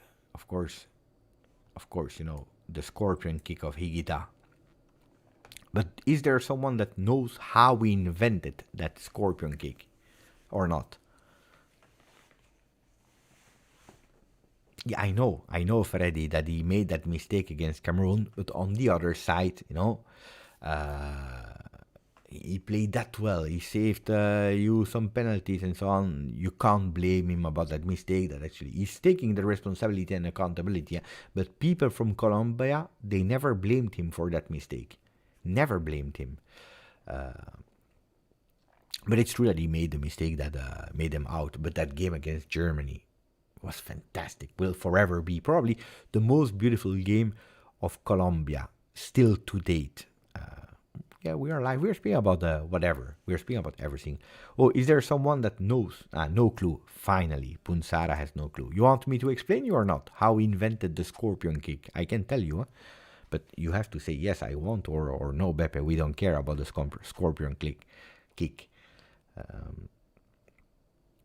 Unfortunately, Escobar, had another destiny. Okay, Bogdan, you want to know. Okay, what happens is, at a certain moment in his career, because he was really famous in Colombia, they asked him to do an ad, you know, film for orange juice or something like that, you know. It's an ad, you know, you record for the television. It was really popular at the time, and actually he's accepting. And at a certain moment in that ad, there is a kid, because there were kids in the studio, and they were playing football, and he's doing a bicycle kick. Okay? He's doing that bicycle kick. And when he sees that kid doing that bicycle kick, a normal one, a normal bicycle kick, he's saying, Mamma mia, I think that I should do the same, but in a reverse way. So instead of bicycle kick, actually going with the foot in the head, so the other way around, instead of bicycle, going with that, okay? And that's something here in his mind. He says, I need to do it. I need to try it. And from that moment on, he was obsessed. And every training session, boom, he was trying. Scorpion kick, trying. Training, practicing to be 100% sure. It took him 2 years and a half of every time trying to be 100% that he was mastering that scorpion kick. It's not out of nowhere that he tried it. It was something that was actually 2 years and a half where he had the idea of doing it, practicing it every single day. And he said, I will do it the day that I'm ready, that I'm convinced that I will not flop to do it. And actually, he said it could have been a game, Colombia, whatever, or it could be another game. But the moment that the ball will come, because now I'm ready, he felt really confident, and he said, now I'm ready. And the moment that the ball will come, how I want that the ball will come, I will do it. And it can happen here, in Colombia, in the street, with my friends, or it can happen in the next game that was in Wembley, a friendly against England. It was a charity game, it was a friendly game, preparation game, England against Colombia. That day, first half, the ball is coming from outside of the box. Perfect. In Wembley, ragazzi. England, Colombia. The entire world is watching. And the ball is going perfectly. After 2 years and a half of practicing, that ball is coming. And he says, I try it. I do it. It's the ball that I'm waiting for since a long time. The ball is coming, scorpion kick, boom. Everyone is laughing because it was a friendly. Nobody was believing in what they saw. And then he said, maybe he regretted it immediately. He said, what did I do? They will kill me. They will destroy me. He entered the locker room and he said sorry to the coach. And the coach was really pissed off. He said, never do something like that ever again in my life. Even if he was a friend, he said, never do something like that again in my life. And then it became iconic. It's an iconic image moment of football. The scorpion kick was born at that time, where then the coach admitted that he said after the game, I watched it and I watched it and I rewatched it and I rewatched it, and every single time that I'm watching it, I'm amazed by the craziness and by the divine act that he did at that moment. It was crazy, but only Higuita could do something like that. So that was it. AJ saying, grazie Beppe, I know that the kick, but first time I heard about the story. Hey, it's because I watched Netflix. Actually, I didn't invent, or I didn't even force myself to do researches. He explained it himself on Netflix, on his documentary. But I wanted to share it. I like these kind of anecdotes are really, really, really fun. It's cool. No, but you know what I remember from that is, I didn't know, like AJ, like a lot of people, you see it in 96. I watched it back then. I was 15. Wow. And it has been, forever.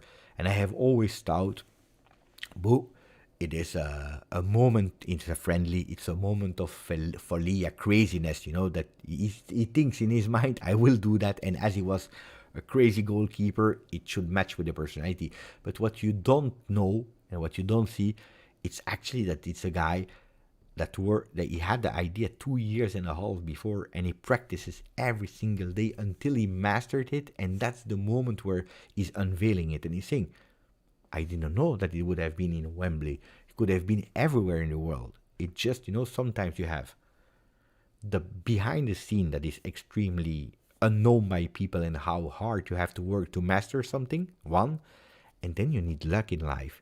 So I think it's a stupid story, yeah? But you need both of them. You need hard work and you need luck. Hard work because otherwise you would never have mastered it.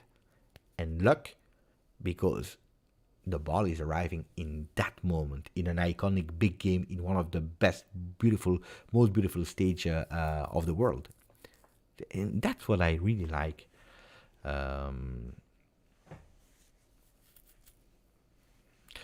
The Lenhoff Jungs means the Lenhoff boys. Yeah. But I don't know the Lenhoff. That's okay. Now I understand. It's probably a place, or maybe the guys of Leverkusen are called like that. No, Jungs, I knew. It's Lenhoff that I didn't know if it was a meaning or a spot or okay. No, Jungs I know.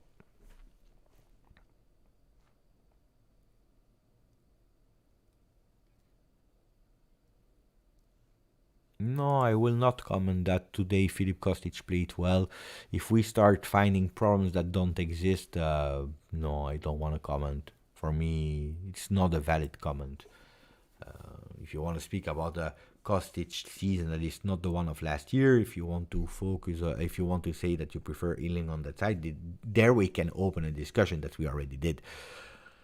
But inventing problems in a team that at the moment is doing extremely well, I don't want to start these debates.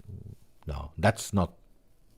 No, there is no allergy on feeding players.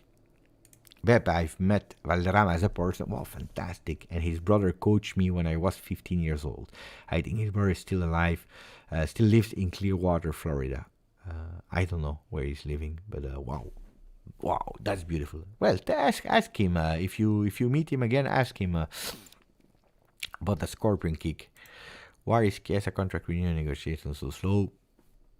Because it's not the priority.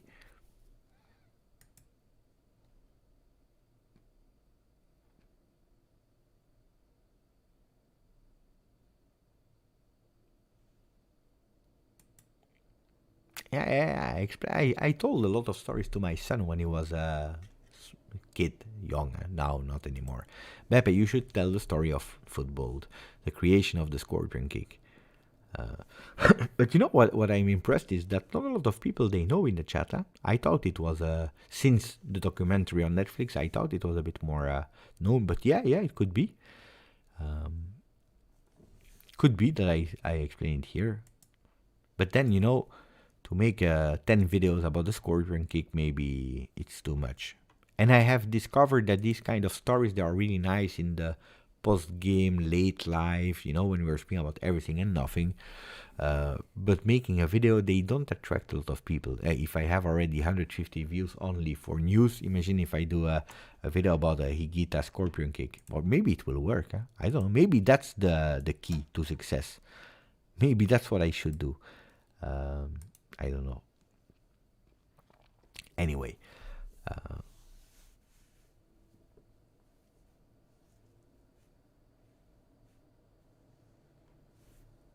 Yeah, maybe. With the practicing, and I think the conclusion is great. I should work on it. Hey, you gave me an idea. Beb, that's a good Sagish. Beb, Hans-Peter Lenhoff was a Leverkusen legend. Maybe. You say, oh, here we go. Yeah, this one I need to prepare. That's good. You are helping me a lot. Yeah, I will watch African Cup. Yeah. I thought first maybe doing lives of some games, but I think that the channel is too young yet to start doing watch-alongs about the African Cup, which I think I will invest a lot of time in it, because you know that when I do something I really want to prepare myself, and I will invest too much time for a really small return on investment, where the news of football will suffer, the news of GJustjuve will suffer, for a really small target group, which no, but I will report, but not doing the watch-alongs. Maybe if there is a big game, I can try. I didn't start yet preparing the African Cup, so honestly, I don't know. Of course, I know that Morocco is one of the favorite ones. Obviously, they did a fantastic World Cup. They have the same coach, a fantastic motivator. But more than that, I don't know about the underdogs yet. Honestly, I don't know. I don't know, but I will be interested. I will watch.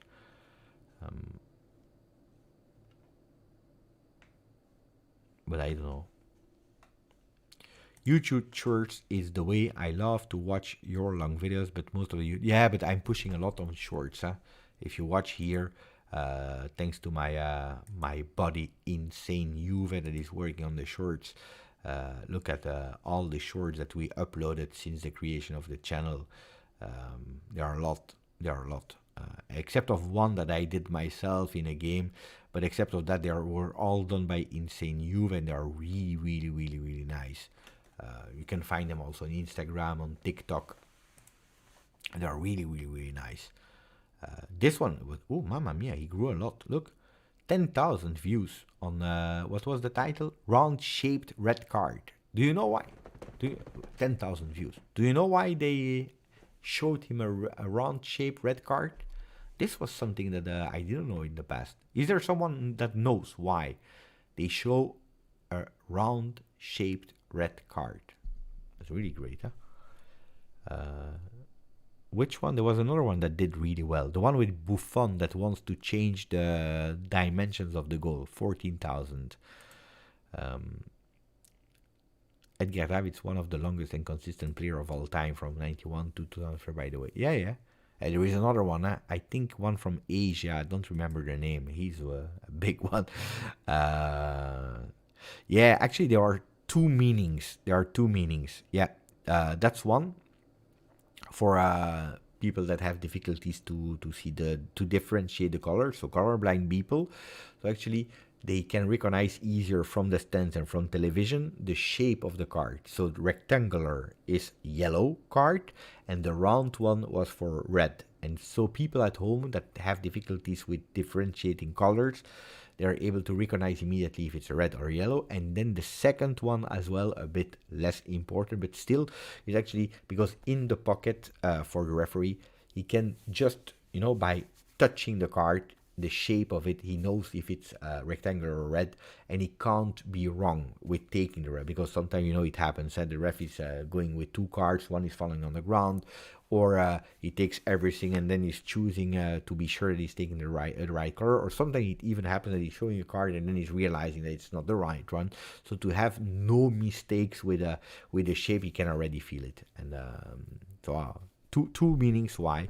And actually they used it also in the past already, so it's not new, but this time it happened during Wolverhampton against, I don't know what team, I don't remember.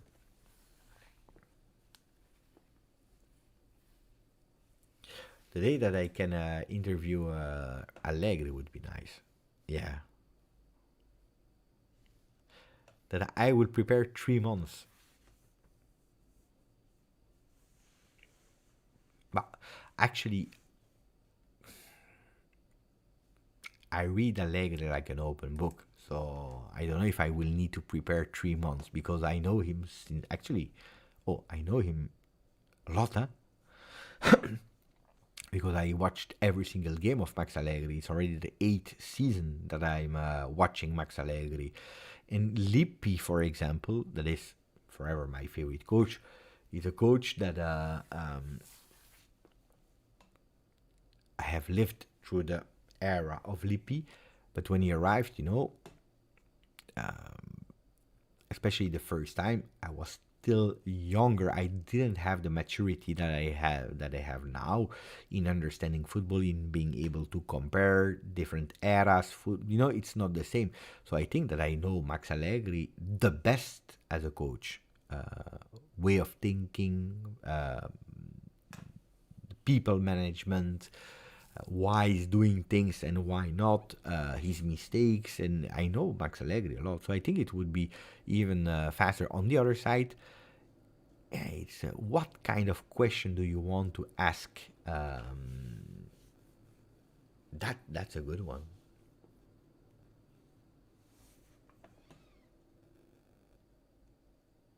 No, I will not do the Paraduya Lilji. No, I will not do that one.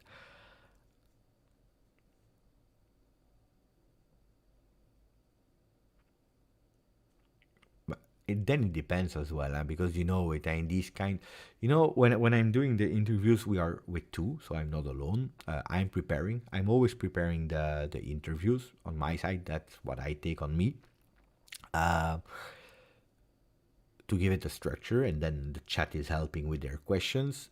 But we are with two. The chat is asking, and then don't forget, it's not a one-on-one. After his career, he's still the coach of Juve, so you have to pay attention, because then people, but it's not for Max Allegri. It's for every single player, women, men, next gen. You have to pay attention to what you say, because they're still part of Juve. I would really love one day to have the players that are now at Juve in, I don't know, 5 years, 10 years on this channel, when they retire, to speak about Juve, to go, like these kind of confidential interviews. How was the locker room? Give me the secrets. What went bad? What wrong? Because speaking about negativity is also important. But of course, when you are in a season, when the season is rolling, when you are part of the team, you always pay attention, of course, in what you ask and what the answers are. In the future, interviewing players that were part of it, that would be really nice. I would love to. I would really, really, really love to. That's one dream that I have one day, is having a small space with a seat, and going with the interviews a la, what's his name there, Pierce Ronaldo interview. That's nice. But yeah, that's nice, huh? That's nice. That's really nice. I don't know if I will reach it one day or not, but that's beautiful. Yeah, yeah, but probably not on television, or Calma, but on the channel. Do I prefer Allegri or Agnelli? It's two different persons. Um, it's two different roles. It's two different backgrounds. You can't. It's impossible to compare. I have always been a big Agnelli fan. Always, always. That doesn't mean it's not because I am a fan of Allegri or that that he didn't do any mistakes. Of course, he did some mistakes. Of course, like everyone. But I have been a huge, big fan of Andrea Agnelli. I'm really grateful for everything that he did. Then did he do mistakes? Yes. Again, I repeat, but everyone is doing mistakes. But I challenge a lot of people to arrive at a club that is coming from second division that is doing extremely bad. Arriving at the club at 34, of course, it's Agnelli. It's not Beppe or whatever person. So it's Agnelli with a big background of family heritage, of management, of education. But anyway, arriving at 34 and being able to build what he built with Juve, rebuilding Juve. So for me, I'm a big fan of him. Allegri, I would not say I'm a fan. Because, but I think that I would really like the person. Then there are things that I like from him in his way of playing. There are things that I don't like, but I really like Max Allegri as well. Fan is a big word. No, fan. I'm a fan of Agnelli.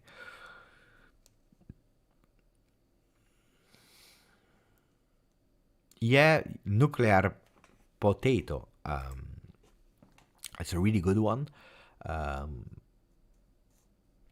But that's why I'm also opening my second channel. That's also why opening. It's now already how long? We opened 1 month, 1 month and 10 days. Tomorrow on Saturday, I believe. On Saturday it will be 1 month and 10 days that we just opened the channel to have more possibilities than just Juve in terms of wider audience, bigger reach, and bigger possibilities as well.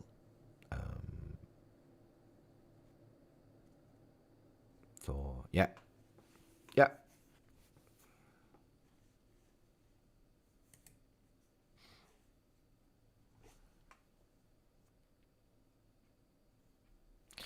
Chef, and then we close, guys, because I start to be tired now. It's 1 a.m. now.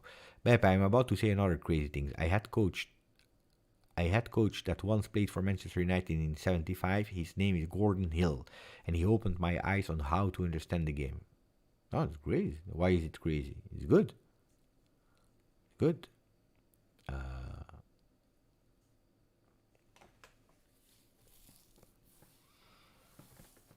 Well, guys, now I'm tired. So now I will close the channel and dreaming about that beautiful 4-0. Because it was good, We forget about it, but we qualified, And then tomorrow, boom boom. Tomorrow, boom boom mercato. Tomorrow we speak about mercato. Samardzic, Ederson. We analyze the game. Oh, you see? Apparently, there is another team that is on Moïse Keane. Stade Rennais, so Rennes in France. They want to ask Keane on loan. McKennie could potentially extend his contract for 3 years with Juve. Talks ongoing.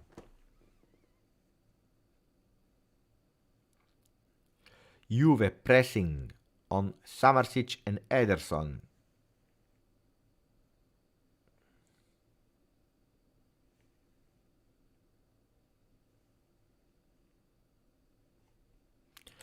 And then, and that's super important, the words, he said, I want to thank the fans for the chance that they had towards me, because today was 400 benches at Juve for Max Allegri. He said, I really want to thank the fans. I have a really great relationship with them. If I would reach 700 benches at Juve, I think that Giuntoli has been too optimistic. Now, heads at Sassuolo, that we don't have to forget, they scored 4 goals against us in the first round of Serie A. Midfielder, we are watching and studying and analyzing if there is a player that can integrate this group. So it's important also because they are going towards not only a player individual, but a player can integrate a group that is doing actually quite well. Ok ragazzi, now it's time to go. Dodo, on va a dormire. Buonanotte a tutti, Juventini of the world. Grazie, forza Juve. Ciao. Like before you leave. Like before you. Otherwise, pissed off. We are at 279. I don't know if you all like the video. If we can go over 280, 285 maybe, then we can even close with a smile. Because the smile is live. And I shared so many stories today. 283, 283, 283. Dai, we missed 2. 283, 287. You see? Grande ragazzi. Okay, no, maybe we can go at 290 now. If we have 287, we can go to 290, 288. 288. Can we go to 290? I'm sure we can. I'm convinced we can. 290. You did it. Not sure if we can do 300 is optimistic. 300 is impossible. 300, I'm not sure. I don't think so. We have 295. No, 294. 294. 295. Who knows? Who knows if we can... how much did we say? 300. We have 295. Maybe. 295. I think that everyone now really... 296. We are missing 4 people.